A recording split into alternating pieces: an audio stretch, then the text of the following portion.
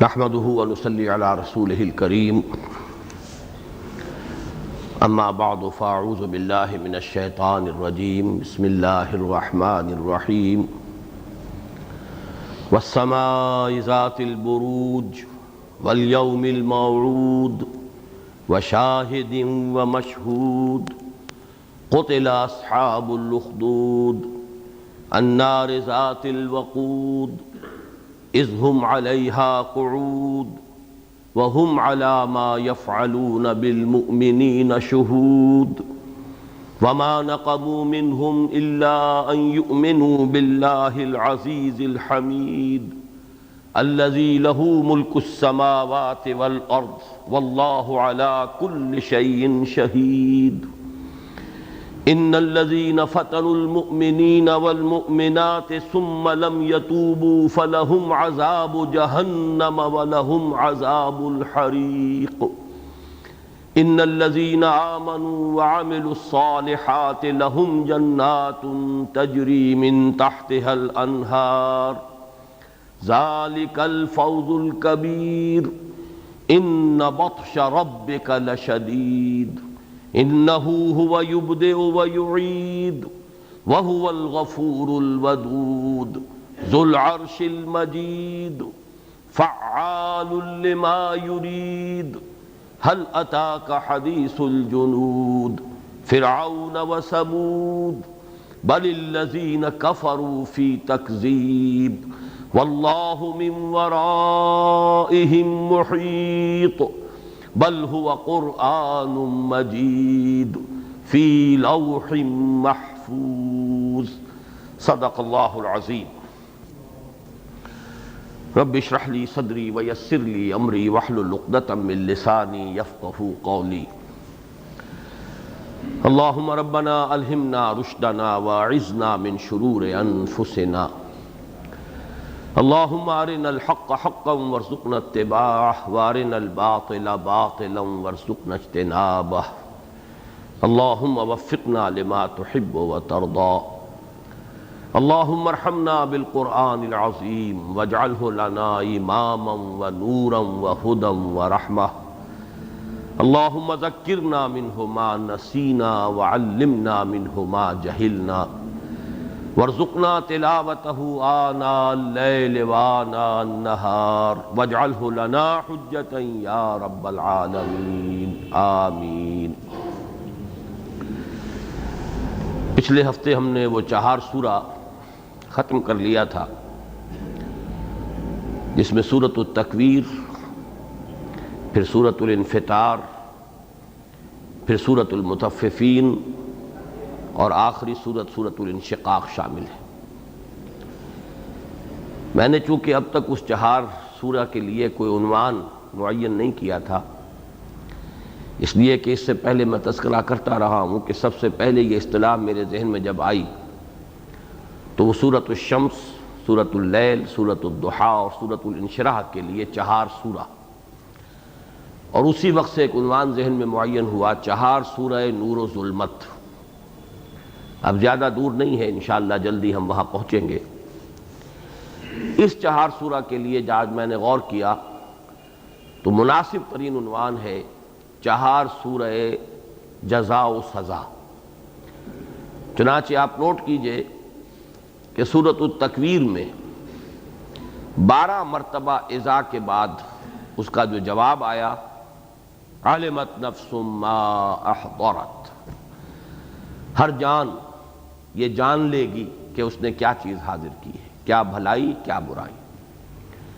اگلی صورت میں ذرا بات کو کھولا گیا، علمت نفس ما قدمت واخرت، ذرا سی بات مزید کھلی، ہر جان یہ جان لے گی، ہر شخص ہر انسان اس پر یہ واضح ہو جائے گا اس نے کیا آگے بھیجا، کیا پیچھے چھوڑا، یا کیا آگے کیا کیا پیچھے کیا۔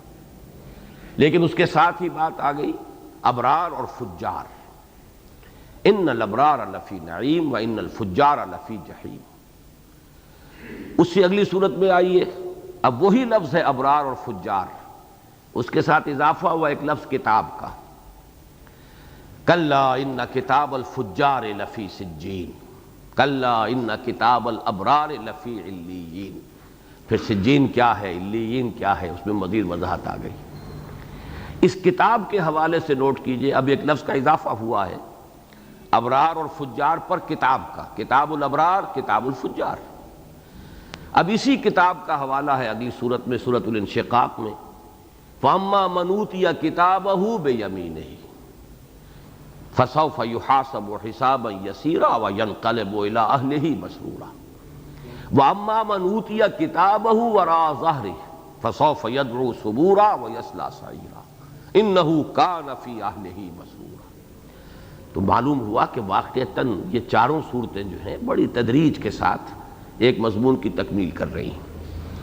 اس میں جو بات رہ گئی تھی آج نوٹ کرا رہا ہوں کہ ایک تو یہ جو آخری دو صورتیں تھیں اس کی، پچھلی دو صورتیں اس 4 سورے کی، ان میں جو لفظ مشترک ہے وہ لفظ کتاب ہے، اور یہ گویا کہ ان دونوں کو جوڑ رہا ہے. وہ نسبت زوجیت جو ہے اس کتاب اعمال نامے کے حوالے سے، جس کے ضمن میں ایک بات جو میں نے کہی اس کو میں پھر دہرا رہا ہوں، اس پر الحمدللہ کہ مزید انشراح ہو رہا ہے، اور وہ یہ کہ یہ کتاب در حقیقت روح انسانی ہے. اسی پر اثرات واقع ہوتے رہتے ہیں، اسی میں نیکیوں کے راست بازی اور راست فکر صحیح عمل، اس کے انوار جذب ہوتے ہیں روح کے اندر. وہی کتاب ہے اصل.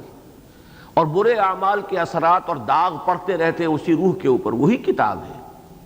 البتہ یہ ہے کہ جیسے پچھلی مرتبہ ایک صاحب نے سوال کیا تھا کہ ایک طرف آپ کہتے ہیں کہ یہ روح ہے، دوسری طرف یہ کہ اس میں آپ کتاب اعمال نامہ دیا جائے گا، تو الحمدللہ کہ فوری طور پر ذہن میں جو بات آ گئی تھی، اس لیے اس وقت دہرا رہا ہوں کہ یہ ریکارڈ بھی ہو جائے، اس لیے کہ بعد کے سوال جواب میں تو باتیں جو ہے ریکارڈ میں نہیں آتی، کہ سورہ بنی اسرائیل کی ایک آیت نے اس عقدے کو حل کر دیا. وَكُلَّ إِنسَانٍ أَلْزَمْنَاهُ طَائِرَهُ فِي عُنُقِهِ وَنُخْرِجُ لَهُ يَوْمَ الْقِيَامَةِ كِتَابًا يَلْقَاهُ مَنْشُورًا اقرأ کتابک کفیٰ بنفسک اليوم علیک حسیبا. اس کو یوں سمجھیے کہ اگرچہ کسی جج نے فیصلہ لکھا ہوتا ہے فائل کے اوپر، لیکن آپ وہاں سے مصدقہ نقول حاصل کرتے ہیں نا، تاکہ آپ اپیل کر سکیں. آپ کا وکیل جاتا ہے نقل لے لیتا ہے. اسی طریقے سے ایک بہت بڑا کمپیوٹر ہے، اس میں نہ معلوم کیا کچھ ریکارڈڈ ہے، لیکن آپ اس میں سے پرنٹ نکالتے ہیں، کسی خاص چیز کا پرنٹ نکال کر آپ دے دیتے ہیں کہ فلاں نام کے حوالے سے یہ ہے، فلاں پتہ یہ ہے، فلاں ڈیٹا یہ ہے. اس کمپیوٹر میں وہ سب کچھ ہے. تو یوں سمجھ میں آتی ہے بات کہ جو سورہ کہف کی آیت کے حوالے سے میں نے عرض کیا ہے بارہا کہ وہ کوئی بہت ہی جائنٹ قسم کا کمپیوٹر ہے، جس کو کہا گیا وَوُضِعَ الْكِتَابُ. میدان حشر میں وہ سپر کمپیوٹر لا کر رکھ دیا جائے گا، اور ایک ایک شخص کا بٹن دبانے کی بات ہوگی، اور اس کی پوری زندگی کی ریل اور اس کا ایک ایک قول، ایک ایک عمل، ایک ایک فعل جو ہے وہ سامنے آ جائے گا. تو اسی کو فرمایا کہ وہ کتاب تو تمہارے اندر ہے، تمہارے گردن کے ساتھ چپکی ہوئی ہے. یہ روح کہاں ہے؟ قلب میں ہے. قلب کہاں ہے؟ گردن کے ساتھ گویا کہ لٹکی ہوئی ایک شے ہے. ایک پرندہ ہے کہ جو اس پنجرے کے اندر بند ہے، اسی لیے طاق بھی اس کو کہا گیا ہے. اور ہماری جو پسلیاں ہیں اس کو اگر آپ تصور کریں تو یہ پنجرہ ہے جس میں وہ قلب ہے. یہ قلب جو ہے یا دمکتا ہوا روشن ستارہ ہے. کوكب دری یوقد من شجرۃ مبارکۃ زیتونۃ. اگر اس میں نور ایمان ہے تو یہ دمکتا ہوا ستارہ ہے، نہیں تو یہ کوئلے کی طرح جلا بھنا بیچارہ، اس کے اوپر جو ہے داغ پڑ پڑ کے، جیسے کہ حضور نے فرمایا، سیاہ ہو گیا قلب اور بند ہو گیا قلب. اب اس میں کوئی خیر داخل ہو ہی نہیں سکتا، نہ اس میں سے کوئی خیر برآمد ہو سکتا ہے، بند. اس پر مہر کر دی جاتی ہے اللہ کی طرف سے. تو یہ تو ہمارے اندر موجود ہے، البتہ اس کی نقل نکالی جائے گی. وہ نقول ہیں، وہ کمپیوٹر کے بٹن سے ایک ایک انڈیویجول کا علیحدہ علیحدہ جو ہے وہ اعمال نامہ سامنے آ جائے گا، یا ہماری روح میں جو کچھ مرتسم ہے اس کی ایک کاپی جو ہے آپ کو دے دی جائے گی. یہ ماسٹر کاپی ہے، ٹیپ ریکارڈ سے آپ نے تیار کی ہے، اس سے ہزار کاپیاں تیار ہوتی ہیں. تو وہ کاپی تیار ہو جائے گی جو اس انڈیویجول کو دے دی جائے گی اتمام حجت کے لیے. اقرا کتابک، خود پڑھ لو بھائی اپنا اعمال نامہ. کفا بنفسک الیوم علیک حسیبا، آج تم خود کافی ہو، کوئی اور شہادتوں کی ضرورت نہیں، کوئی اور گواہوں کی ضرورت نہیں. تم خود اپنا حساب کر لو، اپنا ڈیبٹ کریڈٹ دیکھ لو، تم اپنا حساب خود کر سکتے. تو یہ اس سے وہ بات جو ہے بہت ہی یوں سمجھیے کہ مبرہن ہو کر اور بہت واضح ہو کر سامنے آئی. آخری بات سورۃ الانشقاق کا اگرچہ درس جو ہے پچھلے ہفتے 2 گھنٹے 20 منٹ کا ہو گیا تھا، اور میں معذرت خواہ ہوں، میں سمجھتا ہوں کہ یہ معذرت میری طرف سے ڈیو ہے آپ حضرات کے لیے، لیکن ابھی ایک بات میں اس سورہ مبارکہ میں جو 2 یونیورسل ٹروتھس آئے ہیں، وہ میں نے عرض کیا تھا کہ وہ سورت اس اعتبار سے ہم کہہ سکتے ہیں کہ 2 سورتوں کا مجموعہ ہے۔ قرآن میں کہیں کہیں ایسا ہے کہ 2 سورتیں مل کر ایک سورت بنتی ہیں مانن، جیسے کہ آگے چل کر یہ بات سامنے آئے گی کہ سورۃ الضحیٰ اور سورۃ الانشراح، حضرت عبداللہ ابن مسعود رضی اللہ تعالی عنہ اس کو ایک ہی سورت قرار دیتے تھے اور ایک ہی رکعت میں پڑھتے تھے بلا فصل۔ یہ بات آگے آ جائے گی، اگرچہ ہیں 2 صورتیں، وہ جو مصحف ہے حقیقت یہی ہے، لیکن غالباً ان کی رائے کا مطلب یہ تھا کہ ان کا مضمون اتنا ایک دوسرے سے متصل ہے کہ انہیں ایک صورت قرار دیا جا سکتا ہے۔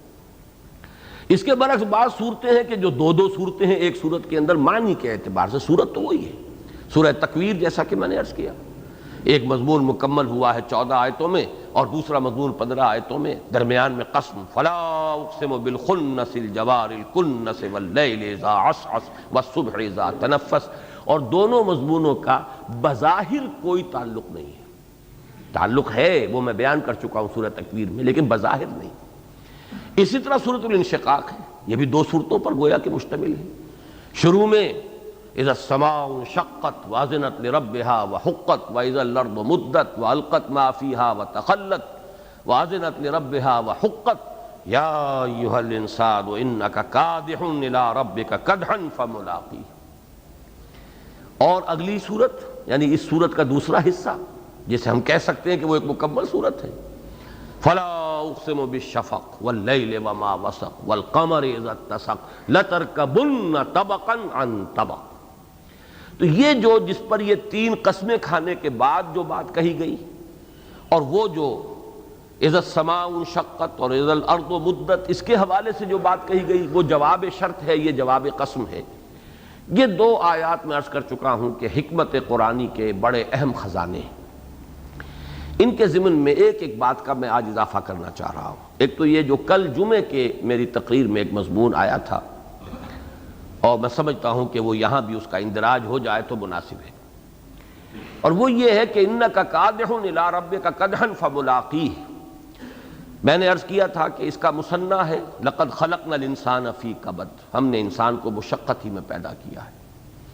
حدیث میں نے آپ کو سنائی تھی کل الانسان یغدو، ہر انسان صبح کرتا ہے فبائع نفسہ، اور شام تک رات تک اپنے آپ کو بیچتا ہے، اپنی جان لگاتا ہے، کھپاتا ہے، صرف کرتا ہے، انویسٹ کرتا ہے، بیچتا ہے۔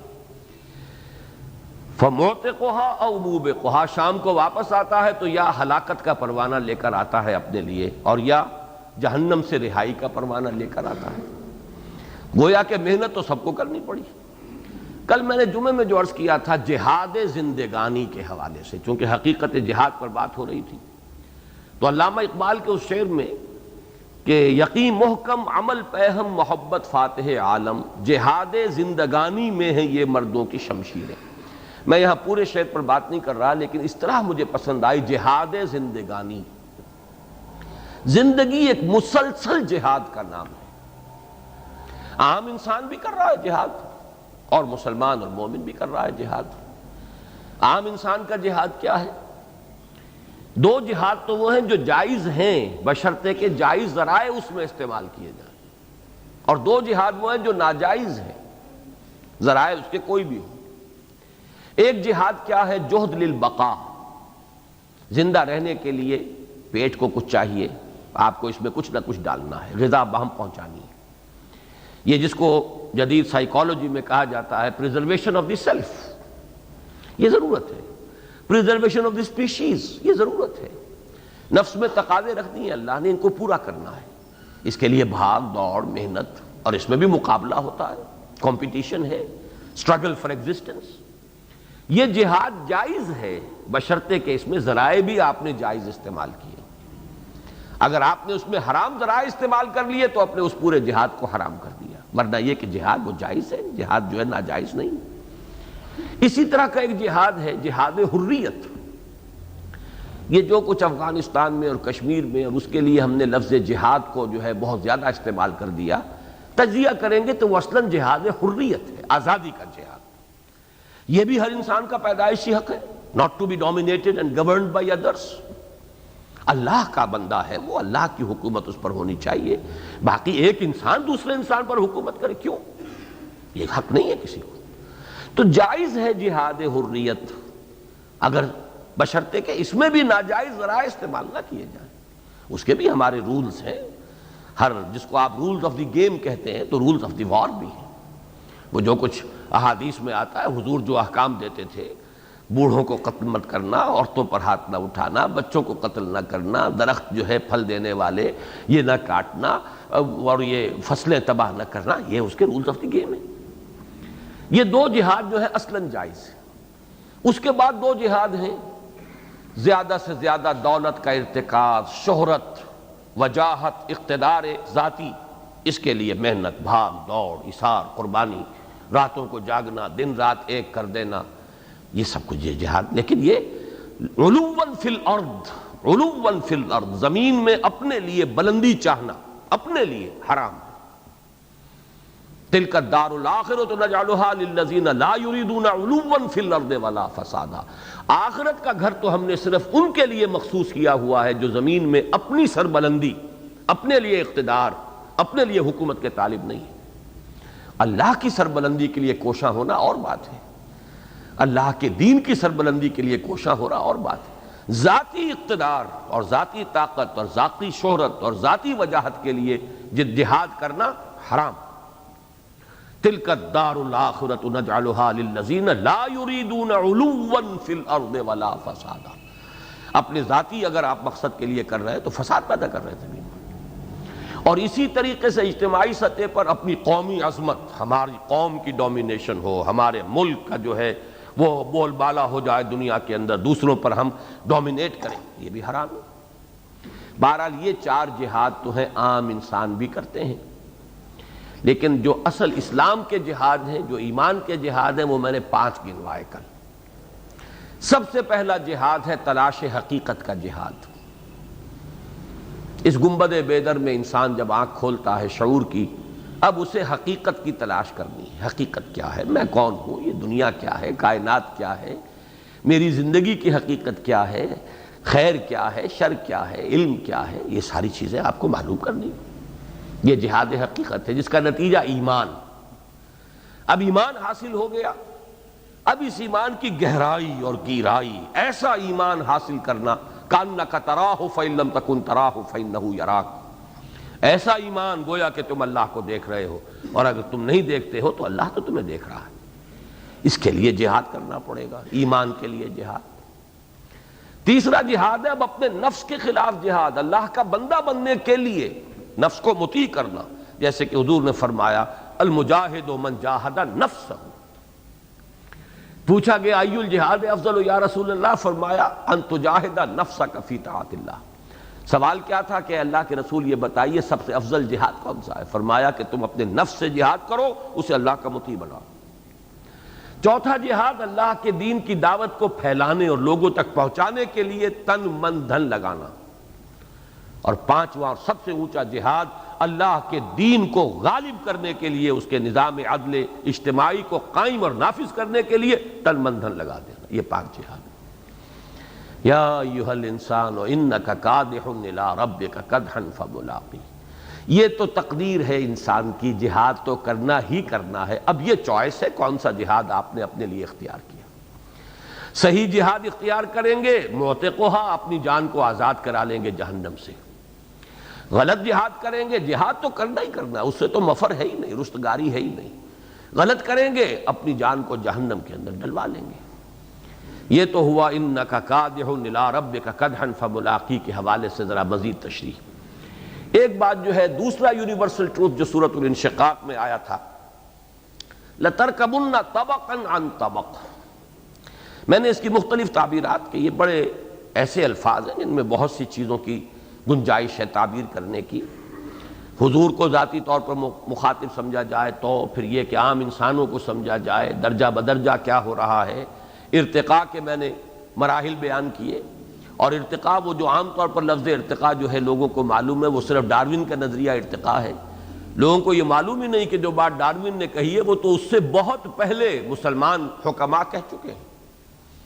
یہ تو رومی کے ہاں پورا تصور موجود ہے، ابن مسکوے کے ہاں پوری، رومی تو کہیے کہ شاعری کے انداز میں اس نے کہا، ابن مسکوے جو ہے وہ تو شاعر نہیں فلسفی ہے، وہ پورا نظریہ اس کے ہاں موجود ہے۔ ڈارون نے صرف اس کی توجیح کی ہے سروائیول آف دی فٹسٹ اور اسٹرگل فار ایگزسٹنس کے حوالے سے، وہ ایک علیحدہ نظریہ ہے۔ لیکن ڈاکٹر رفیع الدین کا میں نے حوالہ دیا تھا کہ پہلا مرحلہ تھا فزیکل ایوولوشن، دوسرا مرحلہ بایولوجیکل ایوولوشن، تیسرا مرحلہ انٹلیکچوئل اینڈ سائیکولوجیکل ایوولوشن، اور جس مرحلے میں اس وقت نوع انسانی ہے وہ آخری مرحلہ ہے سوشل ایوولوشن۔ جو نظام محمد عربی صلی اللہ علیہ وسلم نے 1400 برس قبل دیا تھا وہ تمام دنیا پر جب قائم ہو جائے گا، that will be the end. اور یہاں جو بھی خبریں ہیں جو حضور نے دی ہیں ان کی مطابقت ہو جاتی اس فلسفے کے ساتھ کہ اس دنیا کے خاتمے سے پہلے پورے عرضی پر اللہ کا دین غالب ہو کر رہے گا۔ دیٹ از دی گول، وہ ہے آخری منزل جس کی طرف کہ نوع انسانی کشاں جا رہی ہے۔ اس میں کتنے پٹ فالز ہیں، کتنے خطرات ہیں، کتنی سزائیں ملیں گی، کتنے اپس اینڈ ڈاؤن ہیں، یہ علیحدہ بات ہے، لیکن یہ جا رہا ہے انسان۔ ہر کجا بینی جہان رنگ و بو، آنکھ از خاکش بروید آرزو، یا ز نور مصطفیٰ اورا بہاش، یا ہنوز اندر تلاش مصطفیٰ۔ اس میں جو اضافہ کرنا چاہتا تھا وہ یہ ہے، یہ میرا ذہن منتقل ہوا چونکہ انہی دنوں میں اپنے ایک مضمون پر نظر ثانی کر رہا تھا جو 17 سال قبل میں نے لکھا تھا، امت مسلمہ کا عروج و زوال، اور اب جو ایک احیائی عمل پوری یعنی امت مسلمہ میں پورے عالم اسلام میں جاری ہے، اس کے بارے میں اپنے کچھ مشاہدات میں نے بیان کیے تھے۔ وہاں میں نے اسی آیت کو کوٹ کیا تھا، اور وہ اس حوالے سے کہ جو کام محمد عربی صلی اللہ علیہ وسلم نے 20 برس میں کر کے دکھا دیا تھا، اگر کوئی اور شخص یہ سمجھتا ہے کہ یہ 20 ہی برس میں دوبارہ ہو سکتا ہے تو اس سے بڑا احمق کوئی نہیں۔ یہ تو ایک معجزہ تھا، اللہ کی ایک خاص مشیت تھی، اللہ کا ایک خاص فیصلہ تھا، اللہ کو اتمام حجت کرنا تھا نوع انسانی پر کہ یہ نظام ہے، دیکھ لو۔ یہ نہیں ہے کہ تمہیں اس کی خبر نہ دی گئی اور قائم کر کے دکھایا ہمارے بندے محمد نے صلی اللہ علیہ وسلم، اس کا عملی نمونہ پیش کر دیا۔ اب جو ہے یہ درجہ بدرجہ ہی یہ ارتقاء ہوگا، اس میں کئی مراحل آئیں گے، مختلف تحریکیں جو بھی کام کر رہی ہیں وہ اس پر قناعت کریں کہ جو بھی اللہ تعالی ہمیں اس عمل کو ذرا ایک درجہ آگے بڑھانے کی توفیق دے دے وہ بھی ہمارے لیے بہت بڑی کامیابی۔ لیکن یہ کہ اگر سر میں ایک خناس پیدا ہو جائے کہ کرنا ہے مرنے سے پہلے ضرور، تو پھر آدمی ادھر ادھر دائیں بائیں شارٹ کٹ فلاں، کوئی یہ حرکت کوئی وہ تدبیر، الٹی سیدھی جو ہے وہ تجویزیں جو ہے اختیار کرتا ہے اور کیے دھرے پر بھی پانی پھیر لیتا ہے۔ لَتَرْكَبُنَّ طَبَقًا عَنْ طَبَقٍ، اور میں نے اس میں عرض کیا ہے کہ 2 مراحل پر سے 2 سیڑھیوں پر سے امت مسلمہ چڑھ آئی ہے، گزر آئی ہے۔ پہلا مرحلہ جو پوری جو دنیا میں یورپین امپیریلزم کی غلامی آ گئی تھی مسلمانوں پر، پہلے وہ دور ختم ہوا، براہ راست غلامی، عسکری غلامی ختم ہوئی، اگرچہ ذہنی غلامی، علمی غلامی، تہذیبی غلامی، معاشی غلامی، یہ سارے بندھن باقی ہیں، لیکن یہ کہ وہ جو بدترین غلامی تھی براہ راست امپیریلسٹ پاورز جو ہیں ان کا غلام ہونے کی، وہ ختم ہوا۔ دوسرا مرحلہ یہ تحریکیں الاخوان المسلمون، جماعت اسلامی، تبلیغی جماعت، مسجومی پارٹی، عباد الرحمن، اور نہ معلوم سعید نورسی کی تحریک جو ہے ترکی میں، عباد الرحمن یہ لبنان میں، یہ بہت سی تحریکیں اٹھی، اگرچہ تاحال کہیں کسی کو کامیابی نہیں ہو سکی، لیکن اس کا یہ معنی نہیں ہے کہ کام کوئی نہیں ہوا۔ لاکھوں نوجوان ہیں آج موٹیویٹڈ ہیں، ان میں جذبہ ہے، وہ کام کرنا چاہتے ہیں، ٹھیک ہے، یہ درجہ بدرجہ ہی انکشاف ہوگا۔ یہ انقلابی پروسیس جو ہے یہ پورے طور پر ابھی واضح نہیں تھا کہ اس کا عمل کیا ہے، ایک جذبہ ہے، ایک امنگ ہے، انقلاب برپا کرنا ہے، کیسے ہوگا، اس کے مراحل کیا ہیں، ہر مرحلے کے کیا تقاضے ہیں، پہلے مرحلے سے دوسرے تک جانے کے لیے کیا چیز ہے، پری ریکویزٹ کیا ہے کہ اس کو کر لیا ہو تو اگلا قدم بڑھائیں، یہ تمام چیزیں ہیں کہ جو درجہ بدرجہ منکشف ہو رہی ہیں۔ لَتَرْكَبُنَّ طَبَقًا عَنْ طَبَقٍ، اس آیہ مبارکہ کو اس حوالے سے بھی ذہن میں رکھنا چاہیے، اس لیے کہ انہی دنوں میں نے اپنے اس مضمون پہ جب نظر ثانی کی تو وہاں یہ آیہ مبارکہ میں نے کوٹ کی ہے۔ بس اب آگے چلیے سورۃ البروج۔ پہلی بات یہ نوٹ کر لیجئے کہ کہ وہ 4 سورہ جو ختم ہوا سورہ انشقاق پر، اس کے بعد 3 جوڑے ہیں سورتوں کے بالکل نمایاں۔ پہلا جوڑا یہ ہے والسماء ذات البروج والسماء والطارق، پھر سورۃ الاعلیٰ، سورۃ الغاشیہ، پھر سورۃ الفجر، سورۃ البلد۔ یہ 3 جوڑے 6 سورتیں آئیں گی، پھر آئے گا وہ 4 سورہ نور و ظلمت۔ یہ جو جوڑا ہے سورہ بروج اور سورہ طارق، ان کے مابین کیا ہے نسبت زوجیت کی بنیاد کیا ہے، کیا مشابہتیں ہیں، کس اعتبار سے یہ مضمون کی تکمیل کرتے ہیں، میں اس وقت زیادہ آپ کے ذہن کو بوجھل نہیں کرنا چاہتا، یہ بعد میں دوران درس بات واضح ہو جائے گی، بلکہ بہتر یہ ہے کہ جب دونوں صورتوں کا ہم مطالعہ کر لیں تو پھر گویا کہ نگاہ بازگشت ڈالیں گے کہ ان دونوں میں کیا چیزیں مشترک تھیں، مشابہت کے پہلو کیا تھے، کمپلیمنٹری کس اعتبار سے ایک دوسرے کے ساتھ ہیں۔ یہ ایک بات جو بالکل نمایاں ہے، ایک ہی قسم سے شروع ہو رہی ہے بات، والسماء ذات البروج والسماء والطارق۔ اور نوٹ کر لیجئے کہ اس سے پہلے کا یہ جو اذا السماء انشقت، اذا السماء انفطرت، تو پچھلے جو 4 سورے کے ساتھ بھی ان کا ایک ربط قائم ہوتا ہے، وہاں پر وہ چیزیں آئی تھیں اذا کے ساتھ، یہاں آئی ہے قسم کی شکل میں، والسماء ذات البروج، قسم ہے اس آسمان کی جو برجوں والا ہے، والسماء والطارق، قسم ہے آسمان کی اور رات کے وقت آنے والے کی۔ باقی اس کی وضاحت جو ہے بعد میں ہوگی۔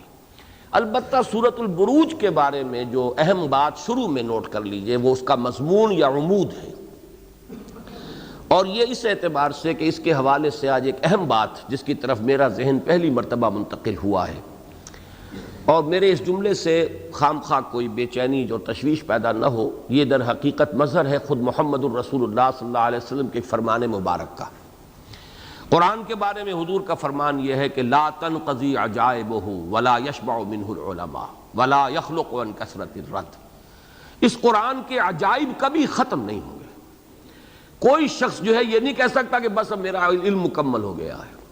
نئے نئے، جیسے کہ ایک کان ہے ہیرے کی، نکالتے جائیے ہیرے، وہ کان ختم ہونے والی نہیں ہے، اور نکالتے رہیں گے۔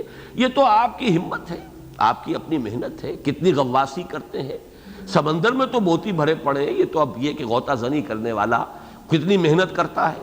قرآن میں ہو غوطہ زن ہے مرد مسلمان، تو یقیناً آتے ہیں غیب سے یہ مضامی خیال میں، اور غالب سریر خامہ نوائے سروش ہے۔ یہ شعر بھی آج میرے ذہن کے پر آیا ہے، اور اس کا بھی میں ایک حوالہ بعد میں دے دوں گا کہ کس حوالے سے یہ شعر مجھے یاد آیا ہے غالب کا۔ حالانکہ میں کوئی غالب کا تو میں کبھی بھی کوئی طالب علم عثمانی میں رہا ہی نہیں، میں نے اس کا کبھی پورا دیوان آج تک شروع سے آخر تک پڑھا ہی نہیں ایک مرتبہ بھی، لیکن یہ کہ اشعار جو منتقل ہو جاتے ہیں، کچھ سنے سنائے ہیں، ادھر ادھر پڑھے ہوئے ہیں، وہ کس حوالے سے آج یہ شعر آیا وہ میں بعد میں عرض کروں گا۔ لیکن آج میں ایک بات آپ سے عرض کر رہا ہوں کہ میں نے سوچا اس سورہ مبارکہ کا مضمون کیا ہے، اور یہ جو ایک ہم گروپ پڑھ رہے ہیں اس کا کہ اصل مضمون ہے آخرت، جزا و سزا۔ پچھلا 4 سورہ تو بالکل یوں سمجھیے کہ ان ٹیون ہے، وہ بالکل اسی کے ساتھ ہم آہنگ ہے، وہی مضمون ہے پورے گروپ کا، بلکہ 2 گروپوں کا، سورہ قاف سے لے کے آخر تک تو مضمون ایک ہی ہے۔ لیکن اس سورہ مبارکہ کا ایک معین مضمون اور ہے، اور وہ ہے فتنہ، اہل ایمان کے لیے فتنہ جو اس دنیا میں، یعنی آزمائش، کسوٹی جس پر ان کو رگڑا جاتا ہے، اللہ امتحان لیتا ہے، آزمائشوں میں ڈالتا ہے۔ اس فتنے کے بارے میں ہمارے منتخب نصاب میں جو مطالعہ قرآن حکیم کا منتخب نصاب ہے، اس میں اہم ترین سورۃ العنکبوت اور اس کے پہلے رکوع کی 13 آیتیں، اور فتنے کے اعتبار سے نوٹ کر لیجئے فتنے کی 3 نسبتیں ہیں۔ اللہ لوگوں کو فتنے میں ڈالتا ہے، یعنی اللہ امتحان لیتا ہے۔ لوگ لوگوں کو فتنوں میں ڈالتے ہیں، ابو جہل نے فتنے میں ڈالا ہوا ہے، آل یاسر کو ستا رہا ہے ابو جہل، گویا کہ یہاں فتنہ میں مبتلا کرنے والا ابو جہل ہے۔ اور لوگ خود اپنے آپ کو فتنوں میں ڈالتے ہیں، کس معنی میں؟ کہ انہیں مال اور اسباب سے محبت زیادہ ہو گئی ہے۔ وَلَٰكِنَّكُمْ فَتَنْتُمْ أَنفُسَكُمْ، تم نے اپنے آپ کو اپنے ہاتھوں فتنے میں ڈالا، اس لیے کہ المال والبنون زینت الحیات الدنیا، یہ فتنہ ہے۔ جان لو کہ یہ مال اور اولاد کیا ہے، انما اموالکم واولادکم فتنہ۔ اب اس کی محبت اگر تمہارے دل میں جتنی جائز ہے اس سے زائد ہو گئی، تم گویا کہ تم نے اپنے آپ کو اپنے ہاتھوں فتنے میں ڈال دیا۔ اب یہ کہ تو فتنے کی 3 نسبتیں ہو گئی. لیکن ایک فتنہ جو پرسیکیوشن، تشدد، تعذیب، اہل ایمان کو ستایا جانا، ان کو ہلاک کر دینا، شہید کر دینا، جس کے لیے کہ واقع آتا ہے کہ سن 5 میں جب پرسیکیوشن شدید ہوئی ہے، سن 5 ہجری نہیں، سن 5 نبوی، آغاز وحی کے بعد 5واں برس مکے کے دور مکی میں جب بہت شدید پرسیکیوشن شروع ہوئی ہے صحابہ کرام کی، تعذیب المسلمین، یہ گویا کہ ایک عنوان بنتا ہے سیرت کی کتابوں میں، جن میں کہ وہ بڑی ہمارے پاس موجود ہیں، وہ واقعات ہیں حضرت بلال کے ساتھ جو کچھ ہوا، حضرت خباب بن الارت کے ساتھ جو کچھ ہوا. تو حضرت خباب بن الارت راوی ہیں رضی اللہ تعالیٰ عنہ اس واقعے کے کہ ایک روز ہم حاضر ہوئے، مصائب کا پہاڑ ہم پر جو ہے ناقابل برداشت حد تک بڑھ چکا تھا. ہم حاضر ہوئے حضور کی خدمت میں. حضور اس وقت کعبے کی ایک دیوار کے سائے میں اپنی ایک چادر کا تکیہ لگا کر آرام فرما رہے تھے. ہم نے جا کر عرض کیا حضور اب یہ مصائب ناقابل برداشت ہو گئے، الا تدعو لنا، کیا آپ ہمارے لیے اللہ سے دعا نہیں کرتے؟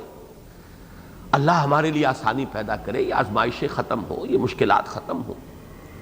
تو حضور نے اظہار ناراضگی فرمایا، آپ کے چہرہ پہ غضب کے اور غصے کے آثار ہوئے اور آپ اٹھ کر بیٹھ گئے اور آپ نے فرمایا خدا کی قسم تم بہت جلدی مچا رہے ہو، تم سے پہلے لوگوں کا تو حال اس سے کہیں زیادہ سخت ہوا. وہاں یہ الفاظ آئے کہ ایسا بھی ہوا کہ کسی مومن کو لا کر اور زمین میں گڑھا کھود کر اور آدھا جو ہے ناف تک وہ گڑھے، اس گڑھے کے اندر گاڑ دیا جاتا تھا اور پھر ایک آرا سر پر رکھ کر اس کو چیرنا شروع کرتے تھے اور 2 حصوں میں تقسیم کر دیتے تھے. ایسا بھی ہوتا تھا کہ لوہے کی کنگھیوں سے، ہڈیوں پر سے گوشت کھرچ دیا جاتا تھا. اور ایسا بھی ہوا ہے کہ آگ کے الاؤ جلا کر زندہ لوگوں کو اس میں جھونک دیا گیا ہے. پھر بھی وہ صبر کرتے رہے. تم پر تو ابھی اتنی مصیبت آئی نہیں، تم ابھی سے جلدی بچا رہے ہو. مجھے وہ شعر یاد آ رہا ہے، یہ موج پریشاں خاطر کو پیغام لبے ساحل نے دیا ہے، دور وصال بحر ابھی. تو ساحل میں گھبرا بھی گئی ہے، کچھ ایسا مجھے مصرع پورا یاد نہیں ہے، ابھی سے جلدی بچا رہے ہیں. اور یہی انداز ہے سورہ عنکبوت کا، احسب الناس ان يتركوا ان يقولوا آمنا وهم لا يفتنون ولقد فتنا الذين من قبلهم فليعلمن الله الذين صدقوا وليعلمن الكاذبين ام حسب الذين يعملون السيئات ان يسبقونا ساء ما يحكمون. کیا لوگوں نے یہ گمان کیا تھا کہ صرف یہ کہنے سے چھوٹ جائیں گے کہ ہم ایمان لے آئے اور ان کو ستایا نہ جائے گا، ان کا امتحان نہ لیا جائے گا، ان کو آزمایا نہ جائے گا، ان کو ٹھوک بجا کر دیکھا نہیں جائے گا؟ حالانکہ ہم نے تو ہمیشہ آزمایا ہے، ٹھوک بجا کر دیکھا ہے. اور ہم یہ جاننا یا یوں کہیے کہ اس کو ظاہر کر دینا، یہ ہماری سنت ثابتہ ہے کہ کون اپنے دعوی ایمان میں سچے ہیں اور کون جھوٹے ہیں. اور ساتھ ہی دھمکی دے دی ان کو جو مسلمانوں کو ستا رہے تھے کہ جو لوگ یہ غلط حرکتیں کر رہے ہیں، جو مسلمانوں کو ان تکالیف میں مبتلا کر رہے ہیں، اگر انہوں نے یہ سمجھا تھا کہ وہ ہماری پکڑ سے بچ نکلیں گے تو انہوں نے بھی بڑی غلط رائے قائم کی ہے. ہماری پکڑ سے وہ بھی نہیں بچیں گے جب وہ وقت آئے گا. ابھی ہم نے انہیں مہلت دے رکھی ہے کہ ہمارے ان بندوں کو آزما لو، ستا لو، دیکھ لو، جانچ لو، انہیں پرکھ لو، ان کا امتحان لے لو، ان کے صبر اور ثبات کا جو ہے امتحان کر لو. لیکن یہ کہ بہرحال تمہارے لیے وہ تو پکڑ ہماری تیار ہے ہی. یہ ہے مضمون اس سورہ مبارکہ کا. ان بطش ربک لشدید ان الذین فتنوا المؤمنین والمؤمنات ثم لم یتوبوا فلہم عذاب جہنم ولہم عذاب الحریق. یقیناً جن لوگوں نے اہل ایمان مردوں اور عورتوں کو فتنوں میں ڈالا، ستایا، آزمائش میں ڈالا، اگر ان کے لیے اور پھر توبہ نہیں کی، اگر تو اس کے بعد توبہ کی ہے، ایمان لے آئے، تو ایمان لے آنا جو ہے وہ سارے گناہوں کا کفارہ بن جاتا ہے. لیکن توبہ نہیں کی تو وہ جان لے کہ ان کے لیے جہنم کا عذاب ہے، اور وہ عذاب ہے جو جلا کر انہیں کوئلہ بنا دے گا، حریق. اور ان بطش ربک لشدید، جان لے وہ کہ تیرے رب کی پکڑ بڑی سخت ہے. یہ مضمون کہ جو سورہ عنکبوت کے پہلے رکوع کا ہے اور پھر اس کے بعد مدنی صورتوں میں بڑی کثرت سے آیا. یہ مضمون مکی صورتوں میں اتنا زیادہ نہیں ہے. اصل میں مدنی صورتوں کے اندر پھر یہ مضمون ابتلا، آزمائش، فتنہ، امتحان، اللہ تعالیٰ دیکھ لینا چاہتا ہے، دودھ کا دودھ پانی کا پانی علیحدہ کر دینا چاہتا ہے. وَلِيُمَحِّصَ مَا فِي قُلُوبِكُمْ، تمہارے دلوں کو بھی جانچ لینا چاہتا ہے، کتنا کچھ کھوٹ ہے، کتنی کچھ اس کے اندر سچائی ہے.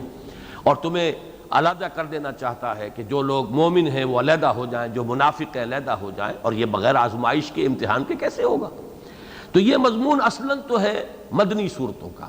مکی صورتوں میں سورہ عنکبوت میں یہ بہت وضاحت سے آیا اور یہ پوری صورت اسی مضمون پر ہے.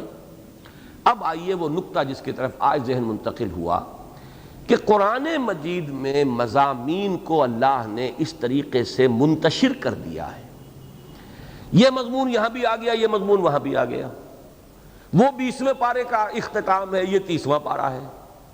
یہ مضامین اس لیے ڈسپرس کر دیے گئے ہیں. اصل میں تو لفظ استعمال کرنا چاہتا تھا قرآن مجید میں مضامین منتشر کر دیے گئے، لیکن یہ لفظ اردو میں اچھے سینس میں استعمال نہیں ہوتا. منتشر ہو جانا، نشر سے، نشر کے معنی پھیل جانا.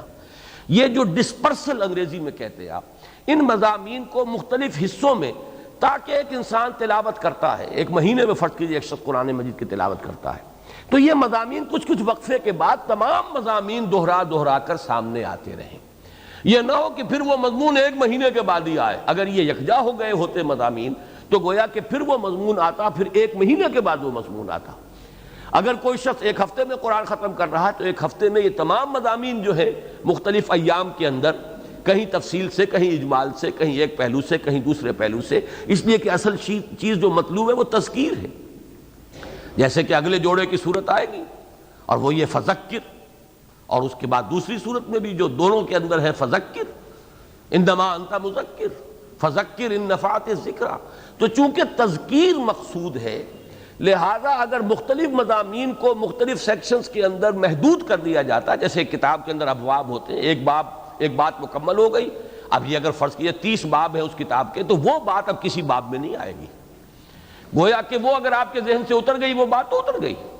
اب تو پھر دوبارہ ہی کتاب پڑھیں گے، جب مرحلہ آئے گا تو پھر وہ بات دوبارہ آپ کے سامنے آئے گی.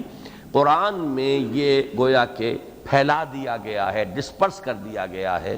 نشر اور نثر، اس پر میں بات کر چکا ہوں پہلے، نثر اور نشر.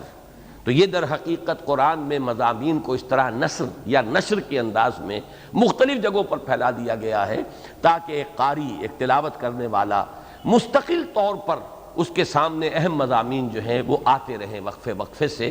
ایسا نہ ہو کہ وہ ایک مضمون جو ہے وہ بس ایک جگہ آ کر اور اس کی تفصیل وہیں پر مکمل ہو جائے. یہ ہے حکمت اس کی کہ جو آج میرے سامنے آئی ہے، واللہ اعلم. اب آئیے والسماء ذات البروج، قسم ہے آسمان کی جو برجوں والا ہے. اس سے مراد کیا ہے اس کو سمجھ لیجئے. پہلی بات تو یہ کہ برجا اور برزا، یہ فقہ اللغہ کے اعتبار سے یہ ایک اہم نقطہ نوٹ کر لیجئے. جیسے میں نے اس سے پہلے عرض کیا تھا کہ جن الفاظ کے 6 حرفی مادے مشابہ ہوتے ہیں، قریب ہوتے ہیں، ان کے مفہوم میں بھی قرب ہوتا ہے. تو با را جیم اور با را زا، جیم اور زا آپ کو معلوم ہے کہ ہمارے بنگالی بھائی تو جیم کو زے اور زے کو جیم پڑھتے ہی تھے. یہ دونوں اتنے ایک دوسرے سے قریب ہیں.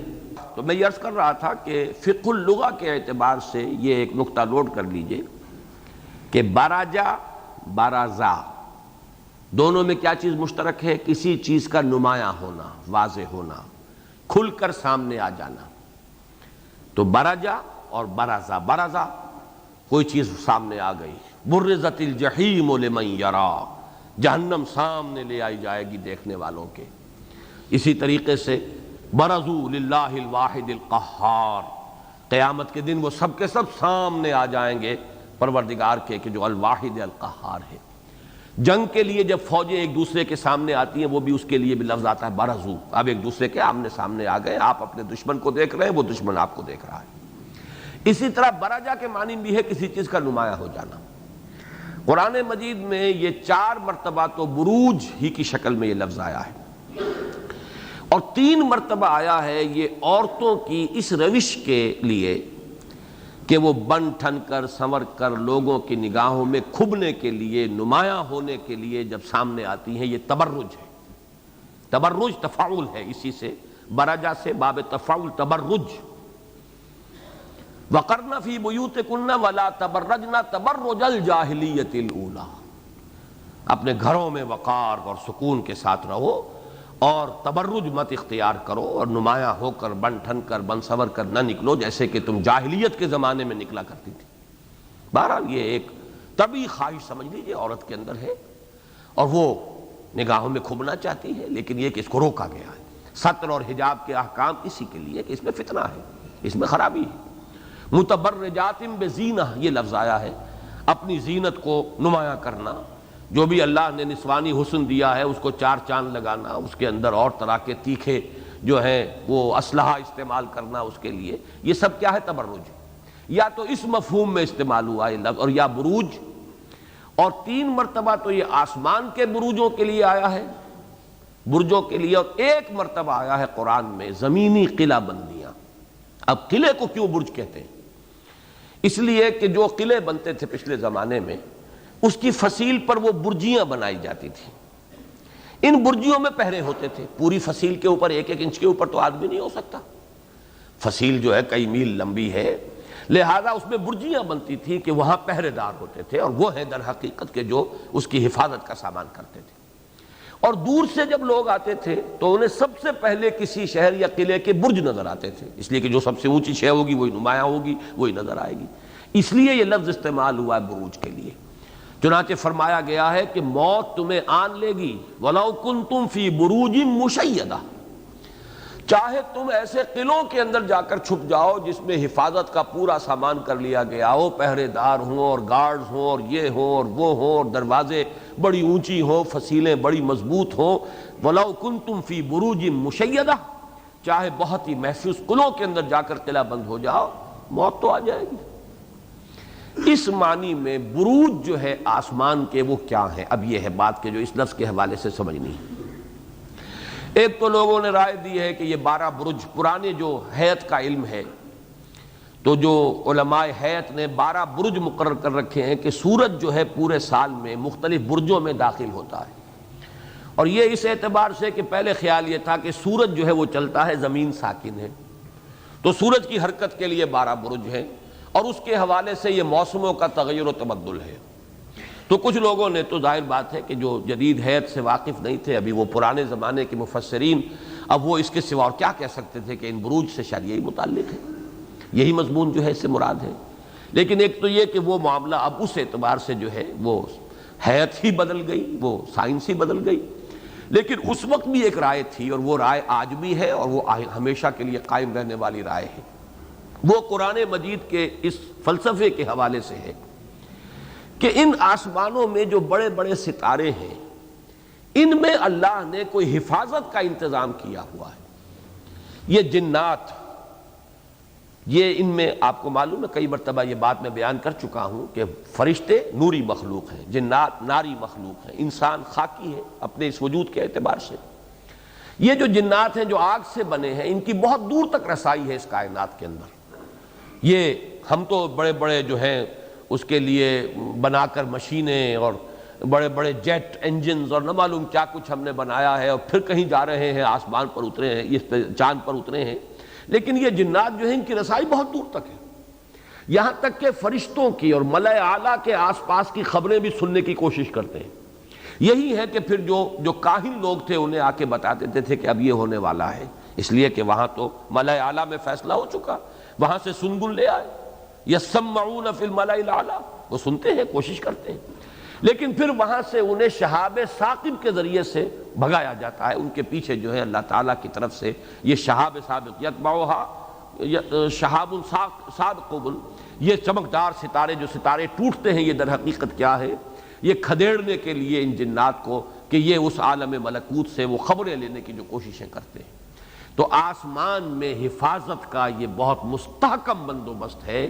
وَالسَّمَاءِ ذَاتِ الْبُرُوجِ، قسم ہے اس آسمان کی جو برجوں والا ہے، جس میں بروج ہیں، یعنی جس کے اندر قلعہ بندیاں ہیں، فورٹیفیکیشنز ہیں، اور ان میں اہتمام کیا گیا ہے کہ یہ جنات، شیاطین جن جو ہیں، یہ کہیں عالم ملکوت کی خبریں نہ لے لیں، خاص طور پر وحی کے زمانے میں جبکہ کسی نبی پر وحی کا نزول ہو رہا ہوتا تھا تو یہ حفاظتی تدابیر بہت سخت کر دی جاتی تھی۔ مبادا کوئی آیت کوئی فرشتہ لے کر آ رہا ہے اور یہ کہیں سے اس کی سانگن لے لیں اور آ کر اپنے کسی موکل کو، کسی کاہن کو بتا دیں کہ اب یہ نبی جو ہے یہ آیت سنائے گا۔ اب آپ بتائیے اس کے بعد اگر وہ آیت نبی جو ہے سنائے تو وہ تو اس کی تو ساری حیثیت جو ہے مخدوش ہو گئی، یا اس کے اندر کچھ چیزیں ملانے کی کوشش کریں، کوئی القاء کرنے کی کوشش کریں۔ تو اس وقت ان کے اوپر خصوصی پہرے بٹھا دیے جاتے تھے. اور یہ سورہ جن میں جب ہم نے پڑھی تھی 29ویں پارے کی سورہ جن، اس میں تفصیل کے ساتھ یہ مضمون آ چکے ہیں. اس اعتبار سے نوٹ کر لیجئے وَالسَّمَاءِ ذَاتِ الْبُرُوجِ. اچھا اب اس کا یہاں کیوں تعلق ہے، اس سورہ مبارکہ کے مضمون سے کیا تعلق ہے؟ یہ در حقیقت ان لوگوں کو بتایا جا رہا ہے کہ تم یہ نہ سمجھو یہ اندھیر نگری چوپٹ راج نہیں ہے یہ دنیا. تم ہمارے مومن بندوں کو ستا رہے ہو، اس وقت یہ بھی ہمارے اذن سے ہے. ہم نے تمہیں موقع دیا ہے اور ہم چاہتے ہیں کہ واقعتاً ان کا صبر اور ان کا ثبات اور ان کے ایمان کی پختگی واضح ہو جائے اور یہ ان آزمائشوں کی بھٹیوں میں سے نکلیں، زر خالص ہو کر کندن بن کر نکلیں. یہ بھی ہماری اس مشیت اور اذن کے تحت ہے.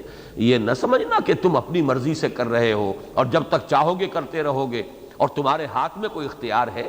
اس پوری کائنات کا ایک ناظم ہے، ایک مدبر ہے، ایک حاکم ہے، ایک مالک ہے، اور اس نے یہاں تمام اہتمام کیا ہوا ہے ہر طرح کی حفاظت کا. اور یہی مضمون آگے چل کر آئے گا واللہ من ورائہم محیط. اللہ ان کا احاطہ کیے ہوئے ہے، یہ کہیں اللہ کی پکڑ سے بچ کر جانے والے نہیں. وہی جو سورہ عنکبوت کی آیت میں نے آپ کو سنائی تھی کہ ام حسب الذین یعملون السیئات ان یسبقونا ساء ما یحکمون. کیا انہوں نے یہ سمجھا ہے، یہ ابو جہل اور امیہ ابن خلف جو ستا رہے ہیں آل یاسر کو اور بلال کو رضی اللہ تعالی عنہم، انہوں نے یہ سمجھا ہے کہ ہماری پکڑ سے بچ نکلیں گے؟ بہت بری رائے ہے جو انہوں نے قائم کی ہے. یہ آسمان برجوں والا ہے، اس سے بچ کر نکلنا ان شیاطین جن کے لیے ممکن نہیں. تو یہ انسان وہ جو جواب شکوہ کا شوخ و گستاخ، یہ پستی کے مکی کیسے ہیں، جو جواب شکوہ کا مصرع یاد آیا، ان کی حیثیت کیا ہے؟ یہ پستی کے مکین یہ سمجھے بیٹھے ہیں کہ یہ جو چاہیں گے کریں گے اور کہیں کو پکڑ نہیں ہوگی، کہیں کوئی محاسبہ نہیں ہوگا، کہیں ان کو اس کی سزا نہیں ملے گی. تو یہ اس کے لیے گویا کہ پہلی قسم جو کھائی گئی وَالسَّمَاءِ ذَاتِ الْبُرُوجِ. شاہد ہے یہ آسمان برجوں والا جس میں تمام اہتمام کر لیا گیا ہے، ہر نوع کے جو دخل اندازی ہے اس سے بچاؤ کا تحفظ کا پورا سامان ہے. وَالْيَوْمِ الْمَوْعُودِ. اور قسم ہے یا شاہد ہے وہ دن جس کا وعدہ کیا گیا، جزا و سزا کا دن. اہل ایمان اگر اپنے ایمان پر کاربند رہے، ثابت قدم رہے، ڈٹے رہے، جانیں دے دیں، لیکن یہ کہ توحید سے منحرف نہیں ہوئے، ایمان سے انہوں نے رشتہ نہیں توڑا، تو اللہ تعالیٰ کے لیے کہ ہاں ان کے لیے اعزاز ہے، اکرام ہے، خلعتیں ہیں، حور و قصور ہیں، جنتیں ہیں، جنت نعیم ہے. اسی طریقے سے جنہوں نے، جیسے کہ آگے آئے گا ان الذین فتنوا المؤمنین والمؤمنات ثم لم یتوبوا فلہم عذاب جہنم ولہم عذاب الحریق. وہ یوم موعود جس کا تذکرہ پچھلے 4 سورہ جزا و سزا میں بار بار آیا ہے، اس دن کا جو ہے اس کی قسم کھائی گئی کہ وہ دن آئے گا، ہر ایک کو اپنے کیے کا پورا بدلہ مل جائے گا، نیک کاروں کو جزا ملے گی. ان الابرار لفی نعیم وان الفجار لفی جحیم. وہ دن ہوگا جس دن دودھ کا دودھ پانی کا پانی جدا ہو جائے گا. ایک وہ ہوں گے اما منوت یا کتابہ بیمینہ ہی، دوسرے وہ ہوں گے واما منوت یا کتابہ وراء ظہرہ ہی. یہ ہے یوم الموعود، وہ گواہ ہے وہ دن. جیسے کہ سورہ قیامہ میں قسم کھائی گئی لا اقسم بیوم القیامہ ولا اقسم بالنفس اللوامہ. تو جہاں تک ان دونوں قسموں کا تعلق ہے اس میں تو کسی قیل و قال کی ضرورت نہیں، تقریباً متفق علیہ ہے ان کا مفہوم. البتہ تیسری آیت جو ہے وہ قرآن حکیم کی مشکل ترین آیات میں سے اس اعتبار سے ہے کہ وَشَاهِدٍ وَمَشْهُودٍ سے مراد کیا ہے. اب دیکھیے نوٹ کیجئے کہ الفاظ انتہائی سادہ ہیں. شاہد، مشہود. شاہد کے 2 مفہوم ہیں بنیادی طور پر. ایک تو کوئی وہ شے جس سے کوئی دعویٰ یا کوئی حق ثابت ہو جائے وہ شاہد ہے، اور ایک کوئی جو موجود ہے اور دیکھ رہا ہے، حاضر و ناظر ہے، وہ شاہد ہے. اسی سے شہادت کا مفہوم نکلا ہے گواہی. گواہی اسی کے معتبر ہوگی جو وقوع پر موجود تھا، جسے آپ کہتے ہیں چشمدید گواہ میں موجود تھا. یہ ایکسیڈنٹ میں نے اپنی نگاہ سے دیکھا ہے، کس نے کیا کیا تھا، کس کی غلطی تھی، یا یہ کہ یہ لڑائی ہوئی ہے یا قتل ہوا ہے، میں نے اپنی آنکھوں سے دیکھا ہے کہ مقتول اس وقت کیا کر رہا تھا اور قاتل نے کیسے حملہ کیا. تو گویا کہ یہ 3 مفہوم جو اس کے اندر موجود ہیں، بلکہ بنیادی طور پر تو یہ ایک ہی مفہوم بنتا ہے. اصل ہے اس کا موجودگی. موجودگی ہی سے گواہی ہوتی ہے. موجود جو ہے وہ دیکھ بھی رہا ہے. تو شاہد و مشہود بڑے سادہ الفاظ ہیں، بہت ہی آسان الفاظ ہیں، لیکن اس سے مراد کیا ہے؟ اس پر کم سے کم 25-30 اقوال ہیں کہ جو امام رازی نے نقل کیے، اور ان کو 3 کیٹیگریز میں تقسیم کیا انہوں نے۔ میں چاہتا ہوں کہ وہ 3 کیٹیگریز کے حوالے سے موٹی موٹی آراء آپ کے سامنے رکھ دوں۔ پہلی کیٹیگری تو یہ ہے، بلکہ انہوں نے اسے 3 پر لیا ہے، یہ ترتیب میں بدل رہا ہوں، امام رازی اس کو تیسرے نمبر پر لائے ہیں، میں اسے پہلے نمبر پر بیان کر رہا ہوں۔ پہلی جو ہے کیٹیگری وہ تو یہ ہے کہ لفظ کو چھوڑ کر لفظ کے مفہوم، اس کے اشتقاق، اس سے قطع نظر روایات کی بنیاد پر کہ کیا ہے، صحابہ نے کیا سمجھا، حضور سے کیا مروی ہے، اس کا کیا مفہوم بیان کیا گیا، تو اس میں ایک تو حدیث ہے ابو موسیٰ اشعری رضی اللہ تعالیٰ عنہ سے، اور یہ مرفوع حدیث ہے، انہ علیہ الصلاۃ والسلام قال الیوم الموعود یوم القیامہ والشاہد یوم الجمعہ والمشہود یوم العرفہ۔ یہ طبرانی نے یہ حدیث روایت کی ہے، لیکن اس کی سند ضعیف ہے، تمام محدثین یہ مانتے ہیں کہ سند اس کی قوی نہیں۔ حضور نے فرمایا اس روایت کی روح سے یوم موعود وہ تو قیامت کا دن ہے، اس میں تو کسی اختلاف کی گنجائش ہی نہیں، لیکن شاہد سے مراد ہے جمعے کا دن۔ اب لفظ سے اس کا کیا مفہوم بنتا ہے، وہ تھوڑا سا مفہوم ہے، وہ میں عرض کر دوں گا بعد میں۔ اور مشہود سے مراد ہے عرفہ کا دن، اس معنی میں کہ جمعہ ہر بستی میں خود چل کر آتا ہے، گویا کہ وہ شاہد ہے۔ مشہود یوم عرفہ ہے کہ وہاں لوگ پہنچتے ہیں، اس اعتبار سے شاہد و مشہود، اور تعلق جڑ جاتا ہے یوم الموعود سے، والیوم الموعود وشاہد ومشہود، تو اس اعتبار سے ایک تسلسل بھی ہے کہ ایک دن ہے وہ قیامت کا دن جس کی قسم کھائی گئی دوسری آیت میں، ایک دن ہے جمعے کا دن شاہد کہ جو آتا ہے ہر بستی کے اندر، وہ شاہد ہے، گویا کہ حاضر ہے، ہر بستی میں آ جاتا ہے، ہر جگہ آ گیا ہے، اور ایک یوم عرفہ ہے، اس میں جایا جاتا ہے، وہاں حاضری دی جاتی ہے، وہ گویا کہ مشہود ہے۔ لیکن جیسا کہ میں نے عرض کیا، یہ ایک بہت ہی لطیف سا اور بہت خفی سا ایک ربط اس کے اندر قائم ہوتا ہے لفظاً، باقی اصل جو رائے ہے وہ روایت کی بنیاد پر، لیکن روایت سب کے نزدیک ضعیف۔ ایسی ایک روایت جو ہے حضرت ابو ہریرہ سے بھی مروی ہے، جو کہ مرفوع ہے، یعنی حضور سے ہی انہوں نے بھی اسے نقل کیا ہے، اور ایک حضرت سعید بن المسیب ہے جو کہ تابعین میں سے ہیں، انہوں نے مرسلاً بھی ایک ایسی روایت نقل کی ہے۔ لہذا ہمارے ہاں جو حضرات تو ہیں روایات پر زیادہ دار و مدار رکھنے والے، ان کے ہاں تو آپ کو یہی قول ملے گا، باقی کسی اور قول کا تذکرہ نہیں ملے گا۔ لیکن یہ نوٹ کر لیجئے کہ حضرت ابو ہریرہ رضی اللہ تعالیٰ عنہ کی روایت کو اگرچہ امام ترمذی لائے ہیں اپنی کتاب میں، لیکن خود انہوں نے بیان کر دیا ہے کہ اس کی سند ضعیف ہے، اس لیے کہ اس میں ایک ہی راوی ہے، اس کا خبر احاد ہے، ایک ہی راوی ہے، وہ موسیٰ ابن عبیدہ ہے، اور وہ راوی ضعیف ہیں، لہذا روایات جو ہیں ان کے اندر ثقاہت کے اعتبار سے، مستند ہونے کے اعتبار سے ان کا پایہ بلند نہیں ہے۔ ایک تو یہ کیٹیگری ہے کہ جو روایات کی بنیاد پر شاہد اور مشہود کا مفہوم معین کیا گیا۔ دوسرے ہیں اب اس کے مفہوم لفظی کے اعتبار سے گواہ، اور ایک وہ کہ جو حاضر و ناظر۔ اس کے حوالے سے نوٹ کیجئے، ایک رائے یہ ہے کہ اللہ شاہد ہے، اور مشہود جس کی گواہی اس نے دی ہے وہ توحید ہے۔ شہد اللہ انہ لا الہ الا ہوا والملائکۃ واولو العلم قائما بالقسط، اللہ گواہ ہے اس پر کہ اس کے سوا کوئی معبود نہیں۔ قل ای شیء اکبر شہادۃ قل اللہ، سوال کیا گیا کہ ان سے پوچھئے کہ کون ہے سب سے بڑھ کر شہادت اور گواہی میں، کہہ دیجئے اللہ ہے۔ تو اللہ شاہد ہے، اور اس کی شہادت کس سے پر ہے؟ توحید پر ہے۔ ایک رائے یہ ہے کہ تمام انبیاء اور رسول شاہد ہیں، شہید یہ لفظ آیا ہے، اور ان کی امتیں مشہود ہیں جن پر گواہی دی جائے گی۔ فَكَيْفَ إِذَا جِئْنَا مِن كُلِّ أُمَّةٍ بِشَهِيدٍ وَجِئْنَا بِكَ عَلَىٰ هَٰؤُلَاءِ شَهِيدًا۔ تیسری رائے یہ بھی ہے اسی آیت کے حوالے سے کہ حضور شاہد ہیں اور تمام سابقہ انبیاء اور رسول جو ہیں وہ مشہود ہیں۔ ایک رائے یہ کہ کل کائنات شاہد ہے، اور مشہود توحید ہے، یا اللہ ہے، خالق ہے، واجب الوجود ہے، اس کائنات کا ذرہ ذرہ گواہی دے رہا ہے۔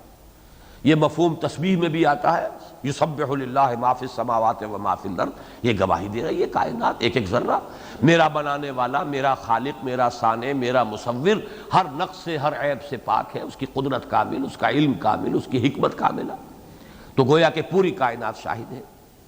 ایک رائے یہ ہے کہ فرشتہ شاہد ہے، جو سورہ قاف میں آیا ہے وَجَاءَتْ كُلُّ نَفْسٍ مَعَهَا سَائِقٌ وَشَهِيدٌ، ایک گواہ آئے گا، وہ مثل لیے ہوئے آئے گا، وہ کتاب جو ہے اس شخص کا اعمال نامہ لے کر آئے گا، هَذَا مَا لَدَيَّ عَتِيدٌ، یہ مجرم حاضر ہے۔ تو وہ شہید جو ہے، شاہد، وہ فرشتہ ہے۔ اس کا تعلق جڑ جاتا ہے سورہ انفطار سے، جس میں کرامن کاتبین کا تذکرہ آتا ہے کہ لکھنے والے ہیں بڑے باعزت، وہ لکھی ہوئی چیز، وہ اعمال نامہ، اور وہ جو ہے وہ اس کو شاہد بن کر وہ فرشتہ جو ہے پیش کرے گا۔ ایک اور قرآن مجید میں یہ مضمون آیا ہے متعدد مواقع پر کہ شاہد ہے ہمارے اپنے اعضاء و جوارح، اور ہم پر یہ گواہی دیں گے، ہم مشہود ہیں۔ اس لیے کہ قرآن مجید میں ہے وَقَالُوا لِجُلُودِهِمْ لِمَا شَهِدتُّمْ عَلَيْنَا، یہ لوگ کہیں گے اپنی کھالوں سے تم نے ہمارے خلاف کیوں گواہی دی، اور وہ جواب میں کہیں گی انطقنا اللہ الذی انطق کل شیء، ہمارے ہاتھ پاؤں بولیں گے کہ اللہ اس بدبخت نے ہمیں غلط کام کے لیے استعمال کیا، پروردگار تو نے یہ ٹانگیں کہیں گی کہ تو نے مجھے اس کے حوالے کیا تھا اور یہ بدبخت غلط راستوں پر چلتا رہا میرے ذریعے سے۔ گویا کہ ہر شے کی فطرت تو توحید ہے، ہم نے اس کی فطرت کے خلاف اسے استعمال کیا ہے، تو گویا کہ وہی ہمارے خلاف سب سے بڑے شاہد اور گواہ ہوں گے۔ یوم تشہد علیہم السنتہم وایدیہم وارجلہم، جس دن کے گواہی دیں گے ان کے خلاف ان کی اپنی زبانیں، ان کے اپنے ہاتھ، ان کے اپنے پاؤں۔ ایک مفہوم یہ ہے۔ پھر ایک مفہوم یہ ہے کہ جملہ مخلوقات جو حاضر کیے جائیں گے قیامت کے دن، یوم الموعود سے یہ رشتہ جوڑا گیا ہے، وہ شاہد ہوں گے، اور قیامت کے جو شدائد ہیں اور احوال ہیں وہ مشہود ہیں۔ وَالْيَوْمِ الْمَوْعُودِ وَشَاهِدٍ وَمَشْهُودٍ، وہ دن جس کا وعدہ کیا گیا ہے یوم موعود، اور اس دن جو حاضر ہوں گے، اور وہ چیزیں کہ جو ان کی نگاہوں کے سامنے آ جائیں گی اور حقائق منکشف ہو جائیں گے، جو بھی اس دن کے شدائد اور مصائب ہیں وہ ان کے نگاہوں کے سامنے آ جائیں گے۔ تو شاہد و مشہود کا مطلب یہ ہے۔ باقی جیسا کہ میں نے عرض کیا ہے، شاہد اور مشہود سے وہ روایات کے اعتبار سے وہ بات تیسری ہے۔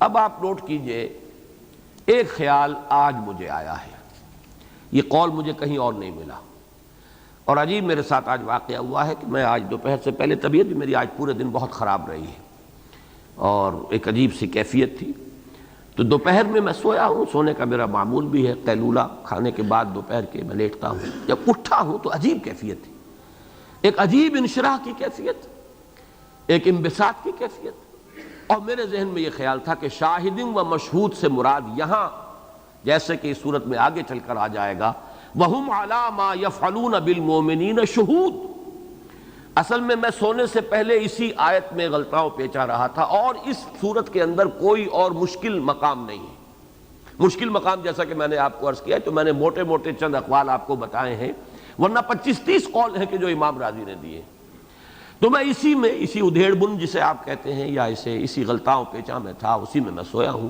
لیکن اٹھا ہوں تو ایک بڑا انشراح اور بڑا انبساط اور ایک خوشی کسی کیفیت، اور اسی وقت وہ غالب کا مجھے شعر بھی یاد آیا کہ آتے ہیں غیب سے یہ مدامی خیال میں، غالب سریر خامہ نوائے سروش ہے۔ یہ سروش در حقیقت اس فرشتے کا نام ہے کہ جو القاء کرتا ہے کچھ، ظاہر بات ہے کہ یہ وحی نبوت کا دروازہ بند ہو چکا ہے، باقی القاء اللہ تعالیٰ کی طرف سے کوئی بات کسی کے دل میں ڈال دی جانی، جسے ہم انٹیوشن کہتے ہیں، وہ تو انسانوں کے لیے دروازے کھلے ہوئے ہیں۔ وہ مضمون یہ ہے، اور اس کا تعلق جڑتا ہے سورۃ المطففین سے، وہ یہ کہ یہ شاہدین و مشہود، جب وہ خندقوں والے لوگوں کو، اہل ایمان کو اس میں جھونک کر اور کنارے بیٹھ کر تماشا دیکھ رہے تھے، تو وہ شاہد تھے، یہ مشہود تھے، اور قیامت میں جہنم میں یہ جھونکے جائیں گے، اور پھر اہل جنت جو ہے وہ اہل ایمان وہ دیکھیں گے کہ آج وہ ہمارے سامنے جل رہے ہیں جیسے کہ انہوں نے ہمیں جلایا تھا دنیا کے اندر آگ میں۔ اور یہ ہے وہ مضمون جس پر کہ سورہ مطففین ختم ہوئی ہے۔ حل ثوب الکفار ما كانوا يفعلون، وہاں بھی میرا ذہن رکا تھا، اور آپ کو یاد ہوگا کہ میں نے اس کی وضاحت کی تھی، اس لیے کہ واقعہ یہ ہے کہ ایک بلند تر مرتبہ ہوتا ہے انسانی شخصیت کا، جس میں عفو، کرم، معاف کرنے کا جذبہ۔ آپ پر کسی نے زیادتی کی ہے تو ٹھیک ہے، ایک درجہ یہ ہے کہ آپ بدلہ لے لیں، لیکن اونچا درجہ یہ ہے کہ آپ معاف کر دیں۔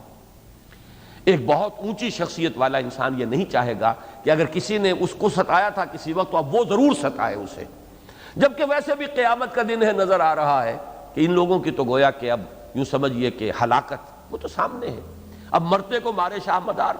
اس وقت اہل ایمان ان کا مذاق اڑائیں گے۔ وہ جو فرمایا گیا فَالْيَوْمَ الَّذِينَ آمَنُوا مِنَ الْكُفَّارِ يَضْحَكُونَ، آج کے دن وہ لوگ جو ایمان لائے تھے وہ آج مذاق اڑا رہے ہیں، عَلَى الْأَرَائِكِ يَنظُرُونَ، وہ ہنس رہے ہیں ان کو دیکھ کر کے ان کے ساتھ کیا بیت رہی ہے، اور وہ اپنے چھپر کھٹوں پر اور اپنے جو بھی تخت ہیں ان پر بیٹھے ہوئے ہیں۔ هَلْ ثُوِّبَ الْكُفَّارُ مَا كَانُوا يَفْعَلُونَ، بدلہ مل گیا کہ نہیں ان کافروں کو اس کا کہ جو یہ کر رہے تھے۔ تو میں نے وضاحت کی تھی کہ واقعتاً یہ بھی ایک درجہ ہے، جیسے میں نے بارہا بیان کیا ہے کہ جنت کی نعمتوں کا بھی ایک درجہ تو وہ ہے، یہ حور و قصور اور یہ غلمان اور یہ کھانے پینے کی چیزیں اور یہ پھل میوے، یہ بھی جنت کی نعمتیں ہیں۔ اصل نعمتیں تو وہ ہے کہ ما لا عین رات ولا اذن سمعت وما خطر علی قلب بشر، اصل نعمت تو ہوگی دیدار الہی۔ لیکن یہ کہ بہرحال یہ بھی نعمتیں ہیں، اس لیے کہ اس دنیا میں انسان نے اپنی طبعی خواہشات کو روک کر رکھا تھا، قدغنیں بٹھائی تھی۔ کس کا جی نہیں چاہتا کہ اچھا کھائے اچھا پہنے، اور حرام تو نہیں اچھا کھانا اچھا پہننا، جیسے کہ فرمایا گیا سورہ اعراف کے اندر قل من حرم زینۃ اللہ التی اخرج لعبادہ والطیبات من الرزق، لیکن آپ حلال اور حرام کی وجہ سے رکے رہے نا۔ تو واقعہ یہ ہے کہ اس کا بدلہ بنتا ہے کہ جنت میں پہلا اجر یہی ملنا چاہیے کہ جتنی اپنی آرزو اور خواہشات اور تمناؤں اور اپنے نفس کی جتنی تقاضوں کو روک کر رکھا تھا، اب بھرپور تسکین کا سامان دے دیا جائے۔ یہ منطقی بات ہے، اور یہ نزل ہے، اصل نہیں ہے یہ ضیافت، یہ نزل ہے۔ جاتے ہی جیسے ٹھنڈا یا گرم کسی کی تواضع کے لیے پیش کیا جاتا ہے، یہ نزل ہے جاتے ہی۔ اصل جنت کی نعمتیں تو وہ ہوں گی کہ جس کے بارے میں فرمایا ما لا عین رات ولا اذن سمعت وما خطر علی قلب بشر۔ اسی طریقے سے اہل ایمان کے جو دل جلے ہوں گے جبکہ انہیں جلایا جا رہا تھا، سوچئے آخر فزیکل ایکشن ہے، جلائے جا رہے ہیں زندہ، جو ان کے دلوں میں جلن ہوئی ہوگی ان لوگوں کے خلاف کہ جنہوں نے انہیں آگ میں جھونکا ہے، یہ ان کی تسکین کا ایک سامان ہے جو فراہم کیا جائے گا۔ اب تم بیٹھو اس جہنم کے کناروں پر اور دیکھو جو کچھ ان کے ساتھ بیت رہی ہے، وہی کچھ جیسا کہ انہوں نے کیا تھا تمہارے ساتھ۔ هل ثوب الکفار ما كانوا يفعلون، بدلہ مل گیا کہ نہیں کفار کو اس کا کہ جو کچھ یہ کرتے رہے تھے۔ اس اعتبار سے یہاں شاہدم و مشہود انہیں نکرہ رکھا گیا ہے، دونوں مفاہیم کا اس کے اندر امکان آ جائے گا، جیسے کہ آگے چل کر آئے گا وَهُمْ عَلَى مَا يَفْعَلُونَ بِالْمُؤْمِنِينَ شُهُودٌ، اور وہ دیکھ رہے تھے جو کچھ کہ وہ کر رہے تھے اہل ایمان کے ساتھ۔ جیسے کہ آپ کو معلوم ہے رومن امپائر کے اندر بھی یہ بڑا ان کا محبوب مشغلہ ہوتا تھا، ان کے جو کہیں غلام بھاگ جاتے تھے تو غلاموں کو پکڑ کر لاتے تھے، اگر کہیں پکڑا گیا غلام، اور بھوکے شیروں کے سامنے ان کو پھینک دیا جاتا تھا۔ وہ ان کے بڑے ایمفی تھیٹرز بنے ہوئے تھے، لوگ بیٹھے ہیں دیکھ رہے ہیں، اور غلام کو جو ہے میدان میں ڈال دیا گیا ہے، پھر پنجرے کا دروازہ کھولا گیا ہے، اور پھر شیر جس طریقے سے ٹوٹ کر پڑا بھنبوڑ رہا ہے اور اس کو دیکھ کر خوش ہو رہے ہیں۔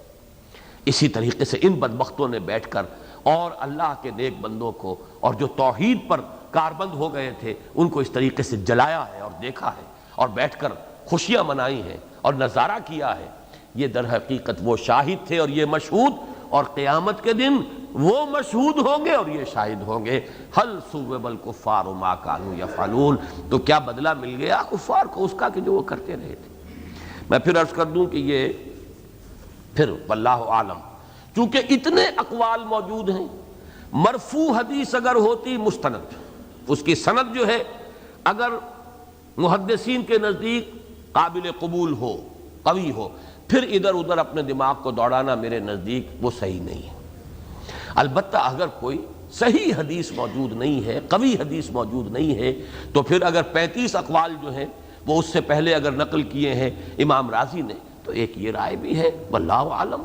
لیکن یہ کہ اس کا احتمال میں سمجھتا ہوں اس مضمون کی مناسبت سے، اس لیے کہ یہ چھوٹی صورت ہے، شہود اور شہید یہ دو لفظ آ رہے ہیں اس صورت کے اندر، یہ گویا کہ ایک داخلی شہادت ہے اس صورت کے اندر شاہد اور مشہود کے مفہوم کو معین کرنے کے لیے۔ شہود کا لفظ بھی آئے گا، شہید کا لفظ بھی آئے گا۔ بہرحال یہ اب 3 آیتیں ہم نے پڑھ لیں۔ والسماء ذات البروج، قسم ہے آسمان کی جو برجوں والا ہے، جہاں پورا استحکام ہے، حفاظت کا انتظام ہے، پورا کنٹرول ہے، یہ ایسے ہی نہیں اندھیر نگری چوپٹ راج نہیں ہے۔ والیوم الموعود، اور شاہد ہے وہ دن قیامت کا جس کا وعدہ کیا گیا ہے. اس روز پتہ چل آئے گا ہر انسان کو اس نے کیا کیا تھا اور کیا قدمہ اور کیا اخرا. نمبر 3 وشاہد و مشہود، اور گواہ ہیں یہ دیکھنے والے بھی اور جنہیں دیکھا جا رہا ہے. گویا کہ یہاں پر شاہد و مشہود ناظر و منظور اس معنی میں ہے. حاضر و ناظر یہ دو الفاظ جڑ کر آتے ہیں. دیکھنے والے اور وہ شے جو دیکھی گئی وہ سب گواہ ہیں. کس بات پر گواہ ہیں؟ قتل اصحاب الاخدود. یہاں اکثر حضرات کی رائے یہی ہے کہ یہی جواب قسم ہے، لیکن یہاں پر لام جو ہے محذوف ہے، لقتل اصحاب الاخدود. گویا کہ یہ جواب قسم ہے. بعض لوگوں نے کہا کہ ان بطش ربک لشدید وہ ہے کہ جو جواب قسم ہے، لیکن میرے نزدیک یہ پوری سورت کا مضمون جواب قسم ہے، اور اس کے اندر اسی آیت کو جو قریب میں موجود ہے جن لوگوں کی رائے یہ ہے کہ یہی جواب قسم ہے، مقسم علیہ ہے، یہ میرے نزدیک سب سے اقویٰ ہے. ہلاک ہو گئے، برباد ہو گئے خندقوں والے. خندق کا لفظ آتا ہے گڑھے کے لیے، گڑھا کھودنا. یہ اخدود گڑھے کھودنے والے، اور یہ اس کا بدل آ رہا ہے اگلی آیت میں النار ذات الوقود. اسی لیے النار زیر ہے، اس لیے کہ اخدود مجرور تھا، یہ بھی مجرور ہے بدل. وہ آگ، بڑی ایندھن والی آگ، اس کے جو لوگ تھے وہ ہلاک ہو گئے، برباد ہو گئے، تباہ ہو گئے. انہوں نے اپنے ہاتھوں اپنے آپ کو جہنم کا مستحق بنا دیا. اس اصحاب الاخدود کے بارے میں بھی اب میں یہاں چونکہ آج ذرا حدیث نبوی کے حوالے سے میں نے شاہد و مشہود کی بھی بات کی ہے، اب اسی کے حوالے سے ایک اہم بات جو ہے اصحاب الاخدود کے بارے میں بھی سن لیجیے. اس کے بارے میں ایک رائے تو حدیث نبوی کے حوالے سے ہے کہ یہ اصحاب اخدود کون تھے. 3 روایات بیان کی گئی ہیں، 2 کا پایا نہیں ہے ایسا کہ اس کو یعنی بیان کرنے کی ضرورت ہو، اہمیت نہیں ہے سند کے اعتبار سے، لیکن ایک روایت جو ہے وہ سند کے اعتبار سے قوی ہے. مسند احمد میں بھی ہے، اور سب سے بڑی بات یہ کہ مسلم شریف میں صحیح مسلم کے اندر وہ روایت موجود ہے. احمد، ترمذی، مسلم، نسائی وغیرہ ان سب نے اسے نقل کیا. اب ایسی حدیث کو رد کر دینا میرے نزدیک یہ انکار حدیث کے جراثیم کا ثبوت ہے کہ موجود ہے. یہ استخفاف حدیث ہے. وہ حدیث جس کی سند محدث خود کہہ رہے ہیں کہ قابل اعتماد نہیں، اس کی بات اور ہے. یہ حدیث، یہ صحیح حدیث، اور اس میں یہ مسند احمد ہی نہیں مسلم شریف کے اندر موجود، صحیحین میں سے ایک کے اندر موجود ہے. وہ واقعہ یہ ہے، اس میں اصل میں معلوم ایسا ہوتا ہے کہ دوسرا جو اس کا پہلو ہے وہ بیان کیا گیا ہے، اور اس کو مولانا مودودی نے تفہیم القرآن میں بڑی تفصیل سے لکھا ہے. میں تو صرف اجمالاً تذکرہ کروں گا. وہ ہے تاریخی شواہد کے حوالے سے، اور ان دونوں میں میرے نزدیک کہیں کوئی تضاد اور تباین نہیں ہے. حدیث میں جیسے حضور نے اسے بیان کیا وہ ایک عام واقعے کے اعتبار سے، تاریخی اس کی سند، کس جگہ یہ واقعہ ہوا، کب ہوا، یہ حدیث میں نہیں ہے.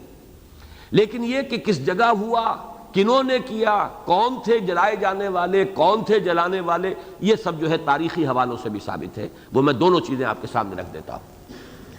حدیث طویل ہے مسلم شریف کی، اور اس کا جو خلاصہ ہے وہ بیان کر رہا ہوں کہ کسی زمانے میں کہیں کوئی بادشاہ تھا، اور وہ مشرک تھا، گمراہ، اور اس کا ایک بہت بڑا درباری ساحر تھا جو بہت ہی ماہر تھا، جادوگر.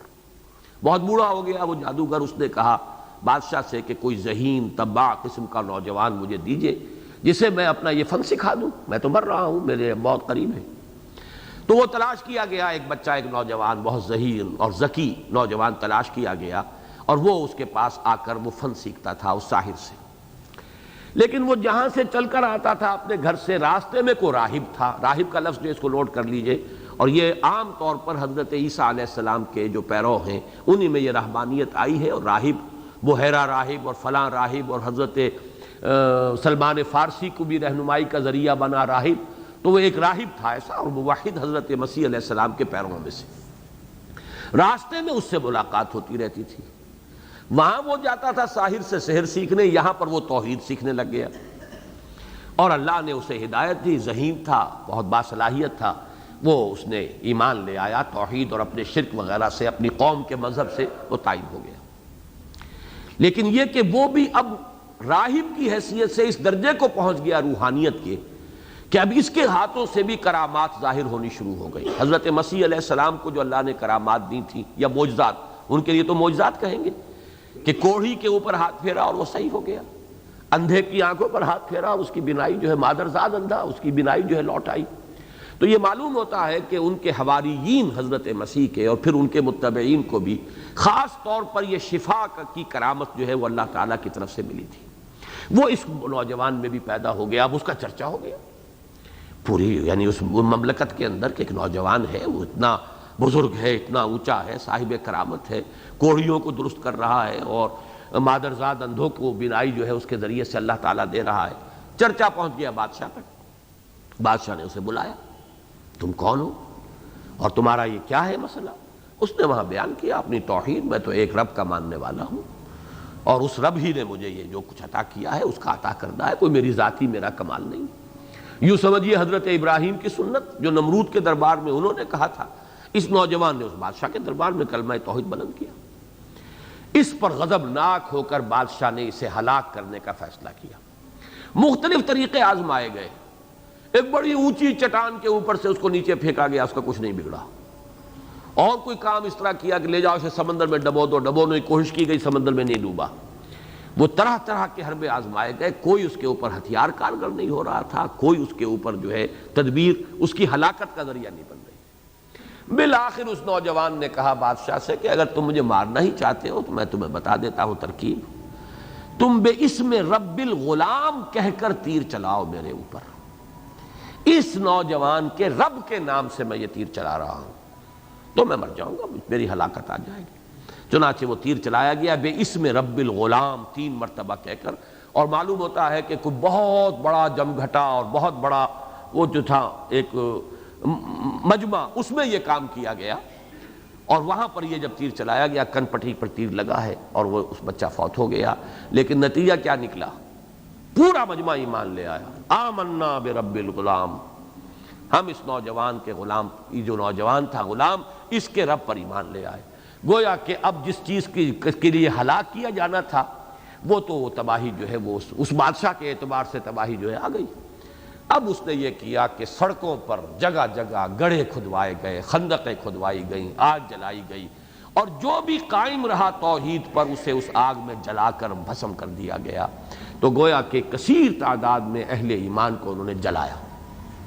یہ ہے وہ واقعہ اصحاب الاخدود کا، جس کا کہ تذکرہ اس حدیث کی روح سے جسے امام مسلم نے بھی روایت کیا ہے، دوسری ائمہ حدیث کے علاوہ، یعنی امام ترمذی، امام نسائی وغیرہ کے علاوہ امام ترمذی بھی لائے ہیں، اور پھر یہ کہ امام مسلم لائے ہیں، صحیح حدیث ہے، لہذا اس حدیث کو بھی ہم رد نہیں کر سکتے۔ البتہ اس کو تقویت پہنچانے والی ہے تاریخی روایات۔ مولانا مودودی صاحب نے بڑی محنت کی ہے، اور میں یہاں اصل میں آج آپ کو نوٹ کرا ہی دینا چاہتا ہوں کہ اگرچہ میں نے جو بھی قرآن مجید کا علم اور فہم اللہ نے مجھے عطا کیا ہے، میں نے 4 سورسز معین کی ہیں اپنی، جہاں سے مجھے یہ فیض حاصل ہوا ہے، جہاں جہاں سے میں نے استفادہ کیا ہے۔ مولانا مودودی اور مولانا ابو الکلام، ابو الاعلیٰ اور ابو الکلام، یہ ایک لائن میں ہیں، ان کا ایک دعوتی تحریکی انداز، انقلابی انداز۔ مولانا فراہی، مولانا اصلاحی یہ دوسرا انداز ہے، تدبر قرآن کا انداز ہے، تفسیر القرآن بالقرآن اس کا انداز ہے، نظم قرآن کی اہمیت ہے۔ 2 شیوخ ہیں، شیخ الہند مولانا محمود حسن رحمۃ اللہ علیہ، اور شیخ الاسلام مولانا شبیر احمد عثمانی رحمۃ اللہ علیہ، اور 2 ڈاکٹرز ہیں، ڈاکٹر اقبال اور ڈاکٹر رفیع الدین، چونکہ میں نے پچھلے درس میں ڈاکٹر رفیع الدین کا بھی حوالہ دیا ہے، اور ان کی کتاب قرآن اور علم جدید یہ میں نے پڑھی تھی، یہ کوئی 50s کی بات میں کر رہا ہوں، اور مجھے اس سے بہت فائدہ ہوا تھا۔ تو میں نے 4 سورسز، اور اس میں ایک عجیب پیدا ہوئی ہے، اسے لفظی سند کہہ لیں، 2 شیخ ہیں، شیخ الہند، شیخ الاسلام، 2 یہ ہی بنتے ہیں، فراہی اور اصلاحی، 2 ابو ہیں، ابو الکلام، ابو الاعلیٰ، 2 ڈاکٹرز ہیں، ڈاکٹر اقبال اور ڈاکٹر رفیع الدین۔ یہ میرا جو ہے حدود 4 کہہ لیں، 4 میں نے ڈائمنشن سے بھی تعبیر کیا ہے۔ ان میں خاص طور پر آج مولانا اصلاحی اور مولانا مودودی کے مابین ایک جو فرق ہے اس کو میں چاہتا ہوں کہ آج کے اس صورت کی تفسیر کے حوالے سے اس کو نمایاں طور پر واضح کر دوں، شاید کسی اور مقام پر وہ اتنا نمایاں نہ ہو۔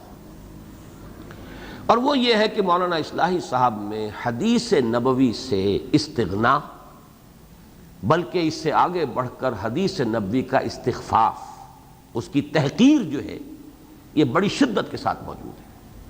اس صورت میں آ کر تو اس درجے نمایاں ہوئی ہے کہ اس وہ اصحاب الاخدود کے پورے واقعے کا انکار اور بے تکی باتیں اور لا یعنی باتیں ہیں، اور یہ تو ان کا تو کوئی یعنی ذکر کرنا بھی جو ہے وہ گویا کہ وقت کا ضیاع ہے، حالانکہ ان میں ایک حدیث وہ بھی ہے جو میں نے آپ کو بتائی جو صحیح مسلم کی ہے۔ دوسری حدیثیں کوئی ہوتی جن کی سند نہ ہوتی، ان کے بارے میں اگر یہ انداز اختیار کرتے تو بات دوسری تھی۔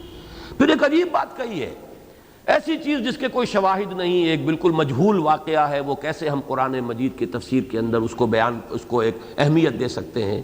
حالانکہ واقعہ یہ ہے کہ مولانا مودودی ان کے مقابلے میں انہوں نے اس قدر محنت کی ہے کہ ثابت کر دیا کہ تاریخی واقعہ ہے، سن دے دیے ہیں کہ کس سن میں یہ واقعہ ہوا ہے، اور مغربی مورخین کے حوالے دے دیے ہیں۔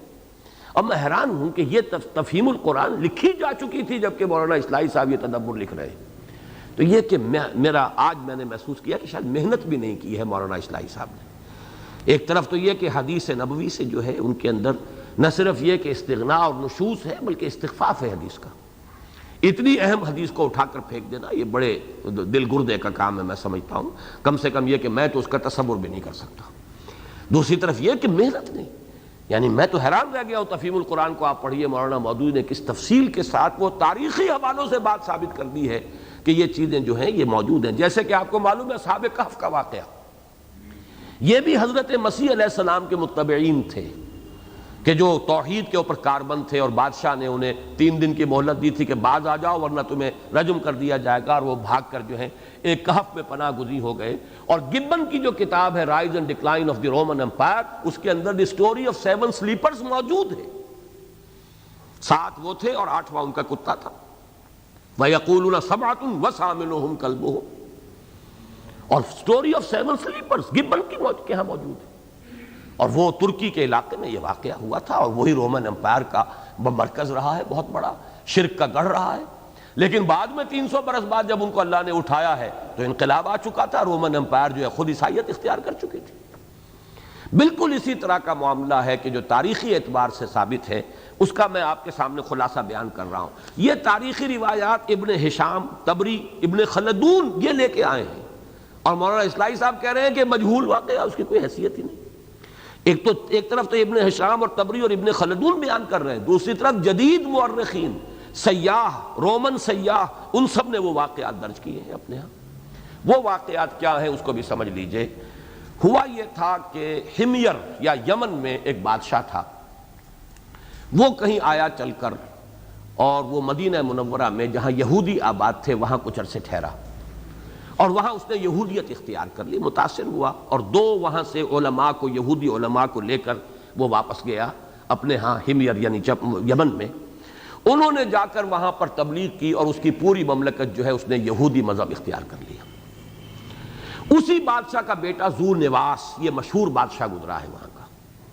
وہ ذو نواس جو تھا وہ اس میں اتنا متشدد ہوا یہودیت میں کہ اس نے نجران کے شہر پر، نجران کی بستی پر حملہ کر دیا، اس لیے کہ وہاں سب نصارہ آباد تھے۔ یہ نجران ہی سے آیا تھا وفد نصارہ کا سن 9 ہجری میں، جس نے کہ آ کر حضور سے جو مناظرہ کیا تھا، اور پھر وہ جو مباہلہ جو آیا ہے کہ اس کا ذکر جو ہے سورہ آل عمران میں موجود۔ نجران کا عیسائیوں کا وفد تھا۔ یہ نجران جو ہے بہت طویل عرصے سے یہ عیسائیت کا مرکز رہا تھا۔ اس نے وہاں حملہ کیا، اور حملہ کر کے لوگوں کو مجبور کیا کہ وہ یہودیت اختیار کریں اور نصرانیت سے، عیسائیت سے تائب ہو جائیں۔ لوگوں نے انکار کیا، 20,000 انسانوں کو اس نے آگ میں زندہ جلوایا، اور اس کا سن معین ہو رہا ہے یہ اکتوبر سن 523 عیسوی کا واقعہ ہے۔ البتہ اس کے بعد 2 ہی سال بعد سن 525 میں کوئی ایک شخص یہاں سے بچ کر نجران کا جو ہے بھاگ کر گیا ہے عیسائی۔ اس نے ابرہہ نے جو یعنی حبشہ میں عیسائی سلطنت تھی وہاں جا کر شکایت کی، یا ایک روایت ہے کہ قیصر روم کے دربار میں پہنچ گیا، وہاں شکایت کی۔ پھر اس کے حکم پر، قیصر کے حکم پر، جو گورنر تھا عیسائی حبشہ کا، اس نے حملہ کیا، اور اس نے ذو نواس کو بھی قتل کیا، اور پوری وہاں سے یہودیت کا قلعہ قمع کیا۔ اس کے بعد سے وہ عیسائی مملکت بن گئی یمن۔ اور آپ کو معلوم ہے کہ گویا کہ سن 525 میں یہ واقعہ ہوا ہے، ذو نواس کا قتل حبشہ کے عیسائی ایک یعنی جرنیل کے ہاتھوں، کہ اریات وغیرہ اس کا نام تھا، وہ میں نے نوٹ نہیں کیا ہے، اور یہی انہی میں سے پھر ابرہہ تھا بعد میں، وہ ابرہہ کے جو آیا تھا مکے کو گرانے کے لیے، بیت اللہ کو، اور وہ ہے بالکل حضور صلی اللہ علیہ وسلم کا سن ولادت، عام الفیل میں پیدا ہوئے محمد الرسول اللہ صلی اللہ علیہ وسلم۔ اس اعتبار سے 561 ہے حضور صلی اللہ علیہ وسلم کا ولادت کا سن، 560 یا 561 نہیں، 570 یا 571، 560 نہیں، 610 میں وحی کا آغاز ہوا ہے۔ تو اس اعتبار سے مولانا مودودی صاحب نے تفصیل سے دیا ہے، مورخین اور سیاح جہاں جہاں ان واقعات کا ذکر ہے، تو معلوم ہوا کہ اصحاب الاخدود کے بارے میں یہ واقعہ کہ اہل ایمان موحدین کو کثیر تعداد میں زندہ آگ میں جلوایا گیا ہے، یہ واقعہ تاریخی طور پر ثابت، اور یہ واقعہ جو ایک حدیث کے روح سے بھی یہ دونوں آپس میں کوریبوریٹ کرتے ہیں، ان کے اندر کوئی تضاد نہیں ہے، لیکن اس کو رد کر کے میرے نزدیک یہ ایک بڑی ہی عجیب سی نشانی ہے اس کی کہ حدیث سے دور بھاگنے کا جو ایک جذبہ ہے آدمی کو کہاں سے کہاں لے جاتا ہے۔ مولانا اصلاحی نے اس سب کو قیامت ہی کے اوپر محمول کر دیا ہے، قیامت میں جہنم کے اندر جھونکا جائے گا، اور قیامت میں جس جہنم میں جھونکنے سے پہلے ان کو بٹھایا جائے گا کناروں کے اوپر تاکہ وہ دیکھ لیں کہ اس جہنم میں ہمیں، یہ سب چیزیں حق ہیں، لیکن کیا اس صورت میں اس واقعے کا ذکر ہو رہا ہے؟ یہ بالکل میرے نزدیک، میں سخت لفظ استعمال کر رہا ہوں، بچگانہ بات ہے کہ جو کہی ہے مولانا اصلاحی صاحب نے اس سورہ مبارکہ کی تفسیر میں، بچگانہ سے زیادہ لفظ جو ہے ہلکا میں استعمال نہیں کر سکتا۔ باقی یہ ہے کہ یہ واقعہ جو ہے اصحاب الاخدود کا، جیسا کہ میں نے عرض کیا، صحیح حدیث سے ثابت، صحیح مسلم کی روایت، اور دوسری طرف تاریخی جو ہے حوالے، ان سے یہ پورا کا پورا واقعہ جو ہے ہمارے سامنے آ رہا ہے، لہذا اس میں کسی شک و شبے کی گنجائش نہیں۔ قتل اصحاب الاخدود، ہلاک ہو گئے، برباد ہو گئے خندقوں والے، اور کون سی خندقیں؟ النار ذات الوقود، آگ والی خندقیں، آگ جو بڑی ایندھن والی، بہت ہی بھڑکنے والی آگ۔ اذ ہم علیہا قعود، جبکہ وہ بیٹھے ہوئے تھے اس پر، خندقوں کے کناروں پر بیٹھے تماشا بھی دیکھ رہے تھے۔ وَهُمْ عَلَى مَا يَفْعَلُونَ بِالْمُؤْمِنِينَ شُهُودٌ، اور پھر وہ دیکھ رہے تھے، دیکھیں یہاں پہ شہود کا لفظ آ گیا، شاہدین و مشہود سے اس کا تعلق جوڑ لیجئے، اور وہ جو کچھ کر رہے تھے اہل ایمان کے ساتھ اس کا نظارہ بھی کر رہے تھے، تماشا کر رہے تھے۔ ہوتا ہے شب و روز تماشا میرے آگے، بازیچہ اطفال ہے دنیا میرے آگے، وہ تماشا دیکھ رہے تھے اہل ایمان کے جلنے کا، جو چیخیں ہوں گی، جو چنگھاڑیں ہوں گی، ان میں بچے بھی ہوں گے، ان میں عورتیں بھی ہوں گی، جو کچھ ہو رہا تھا اس کا تماشا کر رہے تھے۔ وَمَا نَقَمُوا مِنْهُمْ، اور نہیں تھا انہیں کوئی غصہ، کوئی انتقام ان کا جو تھا نہیں تھا، مگر صرف اس بنیاد پر إِلَّا يُؤْمِنُوا بِاللَّهِ الْعَزِيزِ الْحَمِيدِ، کہ وہ ایمان لے آئے تھے اللہ پر جو العزیز ہے، الحمید ہے، زبردست ہے، اپنی ذات میں خود ستودہ صفات، اپنے آپ ہی اس کی حمد ہو رہی ہے، کوئی حمد کرے نہ کرے وہ محمود ہے، اس لیے کہ جس کو کہتے ہیں کہ حاجت مشاطہ نیست صورت دل آرام را، ایک قابل حمد مقام وہ ہے جس میں حمد کی ضرورت ہی نہیں رہتی۔ آفتاب آمد دلیل آفتاب، وہ تو خود ہی اس کی حمد جو ہے آپ سے آپ ہو رہی ہے، اپنے وجود سے ہی گویا کہ خود محمود ہے وہ ذات، اور العزیز زبردست، اس پر ایمان لے آئے تھے۔ یہ جرم تھا، اس پر ناراضگی تھی، اس کا انتقام تھا۔ وما نقموا منہم، اب آپ نوٹ کیجئے یہ آیتیں کب نازل ہو رہی ہیں، ابتدائی دور ہے، صحابہ کے ساتھ یہی کچھ تو ہو رہا ہے۔ کیا ہو رہا ہے بلال کے ساتھ، کس طرح گھسیٹا جا رہا ہے، اور ٹھیک ہے آگ کے الاؤ تو نہیں جلے، لیکن دہکتے ہوئے انگاروں پر تو لٹائے گئے تھے خباب بن الارت رضی اللہ تعالی عنہ، ننگی پیٹھ دہکتے ہوئے انگارے زمین پر بچھا کر کہا گیا لیٹ جاؤ، لیٹ گئے۔ وہ کھال جلی، چربی پگھلی کمر کی، اسی سے وہ انگارے ٹھنڈے ہوئے، یہ سب کچھ ہوا ہے۔ یہ گویا کہ در حقیقت وہ خوش طرح باشد کے سر دل براں، گفتہ آیت در حدیث دیگراں، یہ ابو جہل کو، امیہ ابن خلف کو بتایا جا رہا ہے، بدبختو تم آج وہ کر رہے ہو جو تم سے پہلے وہ ذو نواس کر چکا تھا، یا وہ بادشاہ کر چکے تھے، وہ ظالم کر چکے تھے جنہوں نے ہمارے اہل ایمان کو اس طریقے سے زندہ جلایا تھا۔ لیکن یہ کہ نہ وہ رہے نہ تم رہو گے، اور قیامت کے دن جو ان کے ساتھ ہونا ہے وہی تمہارے ساتھ ہو کر رہے گا۔ تم ہماری پکڑ سے بچ کر جانے والے نہیں ہو، ہماری گرفت سے کوئی تمہیں چھڑانے والا پھر نہیں ملے گا۔ وَمَا نَقَمُوا مِنْهُمْ إِلَّا يُؤْمِنُوا بِاللَّهِ الْعَزِيزِ الْحَمِيدِ، الذی لہ ملک السماوات والارض، وہ اللہ، وہ العزیز، وہ الحمید جس کے لیے ہے بادشاہی آسمانوں اور زمین کی، بادشاہ ارض و سما، جس کے یہ قلعے ہیں برج، والسماء ذات البروج، قلعوں والا آسمان، وہ اس آسمان کا مالک، اس کا رب، اس کا حاکم۔ واللہ علی کل شیء شہید، اور اللہ تو ہر چیز کو خود دیکھ رہا ہے، اس کے نگاہوں کے سامنے۔ یہ میں نے نوٹ کیا تھا، شہود اور شہید، یہ ان دو آیتوں میں بھی الفاظ آ گئے، اور شاہد و مشہود، اس اعتبار سے داخلی طور پر جو گواہی ہمیں مل رہی ہے، القرآن یفسر بعضہ بعضا، اس کے حوالے سے، تو واقعہ یہ ہے کہ یہاں پہ شاہد و مشہود سے دیکھنا، دیکھنے والا اور جو دیکھا گیا، گویا کہ ناظر و منظور یہاں مراد ہے، دیکھنے والے اور وہ جنہیں دیکھا گیا، تماشا کرنے والے اور جنہیں تماشا دیکھا گیا۔ مجھے وہ شعر یاد آ گئے، کبھی بالکل ہائی اسکول کے زمانے میں سنے تھے، مجھے یہ بھی معلوم نہیں کس کے اشعار ہیں، شاید جگر کا طوطی بولتا تھا اس دور میں، ان کے اشعار ہوں گے۔ دیوانہ بنانا ہے تو دیوانہ بنا دے، ورنہ کہیں تقدیر تماشا نہ بنا دے۔ اے دیکھنے والوں مجھے ہنس ہنس کے نہ دیکھو، تم کو بھی محبت کہیں مجھ سا نہ بنا دے۔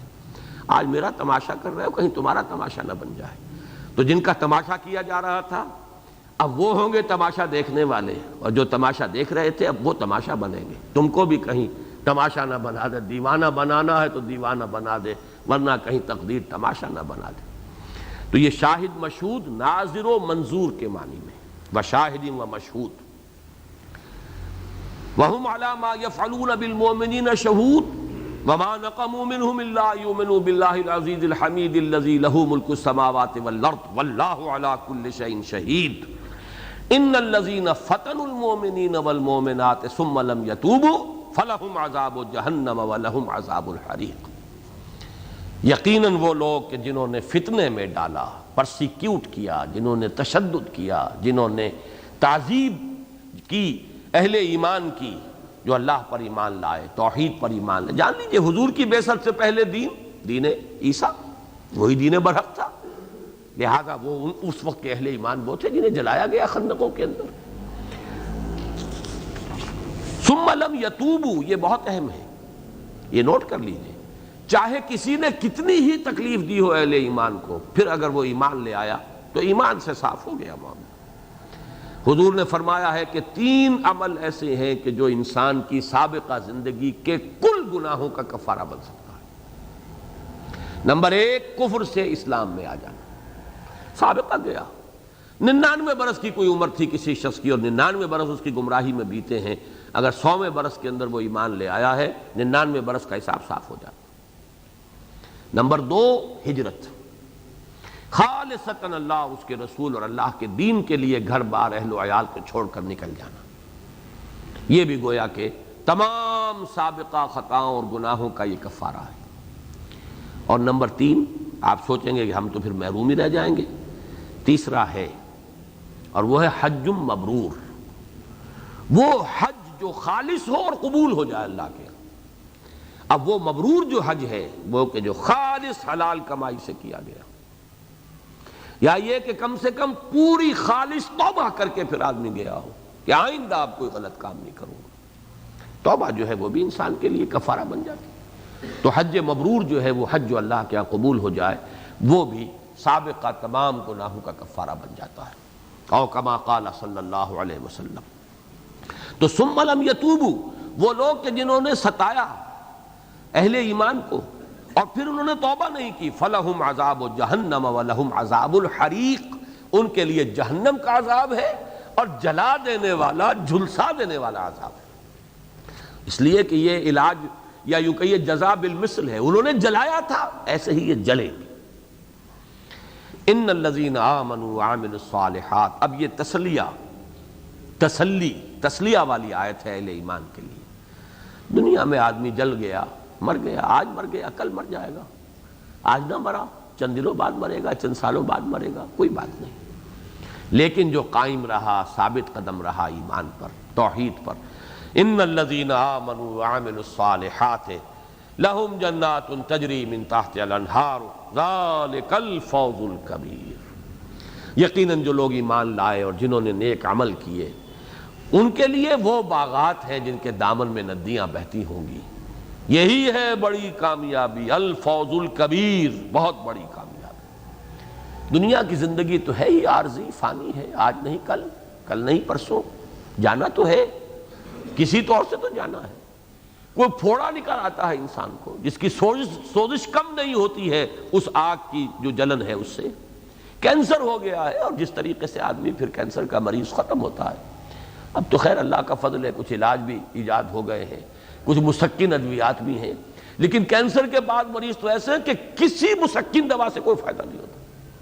اور وہ جو جلن ہے، آگ میں جلا تو چند منٹوں کی بات ہے، آدمی کا ہوش و حواس ختم ہو جائیں گے. اور جو جل رہے ہوتے ہیں ان پھوڑوں کے اندر، اور وہ جو اندر ہی اندر جو ہے اس کینسر کی جو پنجے جو گڑے ہوئے ہوتے ہیں پورے وجود کے اندر، وہ تو اس سے کہیں زیادہ تکلیف دہ. تو موت تو آنی آنی ہے، لیکن ایمان اور عمل صالح پر اگر استقامت ہے، مداومت ہے، ڈٹے رہنا ہے، صبر ہے. وہ جو پھر سورہ عنکبوت کا پہلا رکوع ذہن میں آ رہا ہے، لیکن اب وقت نہیں ہے کہ میں اسے بار بار دہراؤں. وہ لوگ لازماً والذین آمنوا وعملوا الصالحات لنکفرن عنہم سیئاتہم ولنجزینہم احسن الذی کانوا یعملون. وہ لوگ جو ایمان لائے اس پر ثابت قدم رہے، ایمان کے عملی تقاضوں کو پورا کرتے رہے، ہم لازماً ان سے ان کی تمام خطاؤں کو، گناہوں کو، برائیوں کو، تقصیرات کو معاف کر دیں گے، محو کر دیں گے، اور انہیں لازماً بہترین جو ان کے اعمال ہوں گے ان کے حساب سے ان کو مرتبہ دیں گے اور ان کا مقام معین کریں گے. وہ وعدہ جو ہے اللہ کا پختہ ہے. ان الذین آمنوا وعملوا الصالحات لہم جنات تجری من تحتہا الانہار ذلک الفوز الکبیر. یہ 11 آیتیں ہو گئیں. اس کے بعد 11 آیتیں اس سورہ مبارکہ کی جو ہیں ان میں کوئی لغوی بحث زیادہ نہیں کرنے کی ضرورت پیش آئے گی، لیکن ان میں ایک عجیب ردم ہے. اس کو پڑھتے ہوئے ان بطش ربک لشدید انہ هو یبدئ ویعید وهو الغفور الودود ذو العرش المجید فعال لما يريد هل اتاك حديث الجنود فرعون وثمود بل الذين كفروا في تكذيب والله من ورائهم محيط بل هو قرآن مجید في لوح محفوظ. یہ ردم اس کا جو ہے اس میں ایک سیکوینس ہے، اس میں جلال بہت ہی یوں سمجھیے کہ پرجلال مقام ہے یہ قرآن مجید کا. اس میں جلال کی شان ظاہر بھی ہونی چاہیے، اللہ کے بندوں کو جس طریقے سے ستایا گیا، جلایا گیا. ان بطش ربک لشدید، یقیناً تیرے رب کی پکڑ بہت سخت ہے. یہاں خطاب کس سے ہو رہا ہے؟ بظاہر محمد صلی اللہ علیہ وسلم سے اور آپ کی وساطت سے اہل ایمان سے. کن کو سنایا جا رہا؟ بلال کو، خباب بن الارت کو، ابو فقی کو، آل یاسر کو، سمیہ کو، عمار کو سنایا جا رہا. گھبراؤ نہیں، یہ کہیں بچ کر نکلنے والے نہیں ہیں. امیہ ابن خلف کو تو پھر خود حضرت بلال رضی اللہ تعالیٰ عنہ نے اسے قتل کیا ہے میدان بدر میں ان کے ہاتھوں. یہ تو بدلے تو آ گئے ہیں. ابو جہل کی گردن پر حضور صلی اللہ علیہ وسلم نے اپنا پاؤں مبارک رکھا ہے. وہی ابو جہل کہ جس نے ڈالا تھا حضور کی گردن کے اندر اپنی چادر کو بل دے کر، رسی کی شکل دے کر، اور ڈالا تھا اور پھر کھینچا تھا کہ آپ کی آنکھیں اڑ پڑی تھی. وہی ابو جہل تھا. جب وہ میدان بدر میں جو ہے وہ کھجور کے کٹے ہوئے تنے کی مانند پڑا تھا تو حضور آئے تھے، اس کی گردن پر آپ نے اپنا پاؤں رکھا اور فرمایا ھذا فرعون ھذہ الامہ، یہ اس امت کا فرعون ہے. تو یہ تو بدلے تو ہو گئے. بس یہ ہے کہ ایک وقت ہے، امتحان ہے. ابھی اہل ایمان تمہارے لیے امتحان ہے، ابھی آزمائش ہے، ابھی اللہ تعالیٰ تمہارے صبر کا امتحان لے رہا ہے. بلکہ اللہ کیا امتحان لے رہا ہے؟ لوگوں کو دکھانا چاہتا ہے. ٹھوک بجا کے دیکھ لو ہمارے ان بندوں کو، کہیں کوئی کمزوری ہے ان میں، ان کے عزم میں، ان کے ارادے میں، ان کے پائے ثبات میں کوئی لغزش آتی ہے؟ حضور صلی اللہ علیہ وسلم کو بھی اللہ نے 10 برس تک کوئی پروٹیکشن نہیں دی، پورے 10 برس. یہ تو در حقیقت یوم طائف کے بعد ہے جو پروٹیکشن ملی ہے حضور کو. پورے 10 برس تک کوئی پروٹیکشن نہیں. گویا کہ کھلی چھوٹ تھی، جس طرح چاہو آزما لو ہمارے بندے کو صلی اللہ علیہ وسلم. اس کے صبر اور ثبات کا جس طرح چاہو امتحان لے لو. ہم آپ بیچ میں نہیں آئیں گے، ہم تمہارا ہاتھ نہیں روکیں گے، ہم تمہارے جسم کو شل نہیں کریں گے. آزما لو. اسی وقت تو پھندا ڈال سکا نا وہ. اگر اللہ کا اذن نہ ہوتا تو پھندا کیسے ڈال لیتا حضور کی گردن میں؟ یہ ہے. لیکن ان کی تسلی کے لیے ان بطش ربک لشدید، گھبراؤ نہیں، ان کی پکڑ بھی آیا چاہتی ہے اور تیرے رب کی پکڑ بڑی سخت ہے۔ یہ کیا تمہیں سزا دے رہے ہیں؟ جو سزا ان کو ملے گی اس کا تم تصور نہیں کر سکتے۔ آل یاسر تو ہلاک ہو گئے، لیکن یہ کہ ان کے لیے تو ثم لا یموت فیہا ولا یحییٰ، نہ پھر ان کے لیے موت ہوگی نہ زندگی ہوگی۔ ان بطش ربک لشدید انہ ھو یبدئ ویعید، یقیناً وہی تو ہے جو پہلے پیدا کرتا ہے پھر اعادہ کرتا ہے، دوبارہ پیدا کرتا ہے۔ یہ باعث بعد الموت کی طرف اشارہ ہے۔ دنیا میں تم دیکھتے ہو زمین پڑی ہوتی ہے بے آب و گیا، بارش برستی ہے، پھر اس میں زندگی ہی زندگی ہے، معجزاً ساقی وہ نقشہ نظر آ جاتا ہے۔ وَهُوَ الْغَفُورُ الْوَدُودُ، وہ غفور بھی ہے ودود بھی ہے۔ دیکھیے اس کو اچھی طرح نوٹ کیجئے، ذات باری تعالیٰ اور صفات باری تعالیٰ میں اصلاً اللہ تعالیٰ غفور ہے، اصلاً وہ ودود ہے، لیکن وہ منتقم بھی ہے اس لیے کہ وہ عادل ہے۔ مظلوم کی داد رسی یہ بھی اس کی رحمت کا، یہ اس کا تقاضا ہے، لیکن اصلاً اس کی ذات رب ہے، پالنے والا ہے، پروردگار ہے، پالن ہار ہے، پرورش کنندہ ہے۔ یہ خلق کیا ہے؟ الخلق عیال اللہ، یہ تو اللہ کے لیے اس کے عیال کے مانند ہے، یہ تو اس کے جیسے گھر والے ہوتے ہیں کسی کے، یہ تو اس طریقے سے اس کے اپنی مخلوق، لیکن یہ کہ اس کی اس شان پر دھوکہ نہ کھا جانا۔ سورۃ الانفطار، یا ایھا الانسان ما غرک بربک الکریم الذی خلقک فسواک فعدلک، وہ عادل بھی ہے اور اس کے عدل کا تقاضا ہے کہ مجرموں کو سزا دے اور مظلوموں کی داد رسی فرمائے۔ جنہیں انہوں نے جلایا تھا اب ان کی نگاہوں کے سامنے وہ جلائے جائے، یہ اس کے عدل کا تقاضا ہے۔ باقی ہے وہ وَهُوَ الْغَفُورُ الْوَدُودُ، غفور یہ فعول کے وزن پر، اور ودود بھی یہ ہے جس کو کہتے ہیں مبالغے کا صیغہ، بہت بخشنے والا، ودود بہت محبت کرنے والا، اہل ایمان سے بہت محبت کرنے والا، ذو العرش تخت والا یعنی بادشاہ ارض و سما، المجید بہت بزرگ، بہت بلند، بہت عظمت والا، فعال لما یرید، کر گزرنے والا جس شے کا بھی ارادہ کر لے، کوئی اس کا ہاتھ روکنے والا نہیں، کوئی اس کی مشیت کے آڑے آنے والا نہیں۔ یہ اب فعال مبالغے کا صیغہ، فعال لما یرید، جو ارادہ کر لے۔ ہمارے سارے ارادے اس کے اذن کے تابع ہیں، اس کا ارادہ اسے کسی سے سینکشن نہیں لینی، کوئی نہیں جو اس سے بالا تر ہو۔ فعال لما یرید، هل اتاک حدیث الجنود۔ باقی انسان دھوکہ کھا جاتا ہے اپنے لاؤ لشکر پر، اپنی نفری پر۔ ابو جہل کا بھی نقشہ آگے چل کر آئے گا، اس نے کہا تھا حضور سے، محمد تم نے دیکھا نہیں میری چوپال کے اندر سب سے زیادہ لوگ بیٹھے ہوتے ہیں، میری عزت ہے یہاں پر، جیسے پٹھانوں میں بھی ہوتا ہے، ان کی بیٹھک ہوتی ہے، کیا اسے کہتے ہیں وہ، جی حجرہ، اور غالباً وہاں طاق یا اوطاق کہلاتے ہیں یہ سندھ میں۔ اب جس کا جتنا بڑا حجرہ ہوگا اتنی بڑی اس کی نفری ہے، اتنے اس کے حواری ہیں، اتنے ہی لوگ آ کے بیٹھتے ہیں اس کے ہاں، حقہ پیتے ہیں، کچھ کھانا پینا چلتا ہے۔ تو میری نفری جو ہے، میری مجلس، میری محفل مکے میں سب سے بڑی ہے۔ آگے چل کر آئے گا، فَلْيَدْعُ نَادِيَهُ سَنَدْعُ الزَّبَانِيَةَ، پکار لے وہ اپنی اس مجلس والوں کو، اپنے حواریوں کو، ہم جہنم کے فرشتوں کو بلا لیں گے۔ وہ جب پہنچیں گے ہم اس مقام پر انشاءاللہ اس کی وضاحت ہوگی۔ تو هل اتاک حدیث الجنود، یہ جو لاؤ لشکر لوگوں کے پاس جمع ہو جاتے ہیں دنیا میں، وہ بڑا دھوکے میں ڈال دیتے ہیں۔ کون سے ہیں یہ لاؤ لشکر والے؟ فرعون و ثمود، وہ فرعون ذو الاوتاد الذین طغوا فی البلاد، یہ آگے چل کر اب زیادہ دور نہیں ہے، سورۃ الفجر بھی آ جائے گی، وہ لاؤ لشکر والا میخوں والا فرعون، اور ثمود بڑی طاقتور قوم۔ ان سب کے تمہارے پاس کہانیاں، ان کے واقعات، ان کی تاریخ سے واقف ہو چکے ہو کہ نہیں؟ هل اتاک حدیث الجنود فرعون و ثمود، یہ یہاں پہ روح سکون کس کی طرف ہے؟ پہلے کس کی طرف تھا؟ بلال کی طرف، آل یاسر کی طرف۔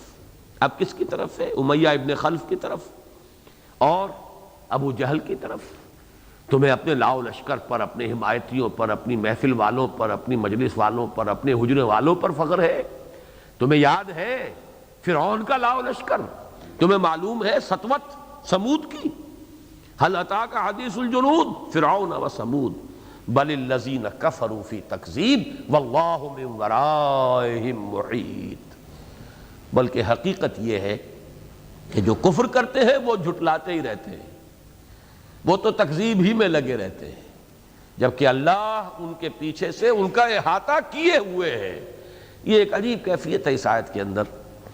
میں نے بارہ بیان کیا ہے، کوئی شخص جو ہے اس وقت اس کی بڑی روبسٹ ہیلتھ ہے، بہت جسم جو ہے، اسے پتہ نہیں ہے کہ اندر کینسر کی بنیاد پڑ چکی ہے، وہ چلتا ہے پاؤں اکڑ کر زمین پر مار رہا ہے، اس کے اندر توانائی ہے، پتہ نہیں کہ اندر سے پرچہ چاک ہو چکا ہے، اندر کینسر جو ہے وہ جڑیں جما چکا ہے۔ اسی طریقے سے کوئی شخص سمجھتا ہے کہ میری بڑی سطوت ہے، وجاہت ہے، بھٹو صاحب کو یقین تھا آخری وقت تک مجھے پھانسی چڑھا ہی نہیں سکتے، یہ میرے لیے نہ معلوم کہاں کہاں سے، کس کس ملک سے، کس کس حکمران کی طرف سے آئے گا معاملہ، ممکن ہی نہیں کہ مجھے یہ سولی چڑھا سکے۔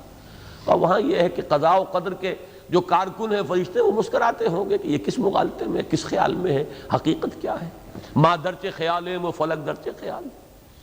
اسی طرح یہ لاؤ لشکر والے جو ہیں، یہ اپنے زوم میں، اپنی طاقت میں، اپنے گھمنڈ میں، اپنی دولت، اپنی سطوت، اس میں مگن ہو کر جھٹلاتے رہتے ہیں، اور اللہ ان کا گھیراؤ کیے ہوئے ہے۔ واللہ من ورائہم محیط، پکڑے ہوئے ہیں، گھیراؤ میں آئے ہوئے ہیں، کہیں بھاگنے کی جگہ ہے نہیں ان بدبختوں کے، لیکن اپنی غفلت کے اندر۔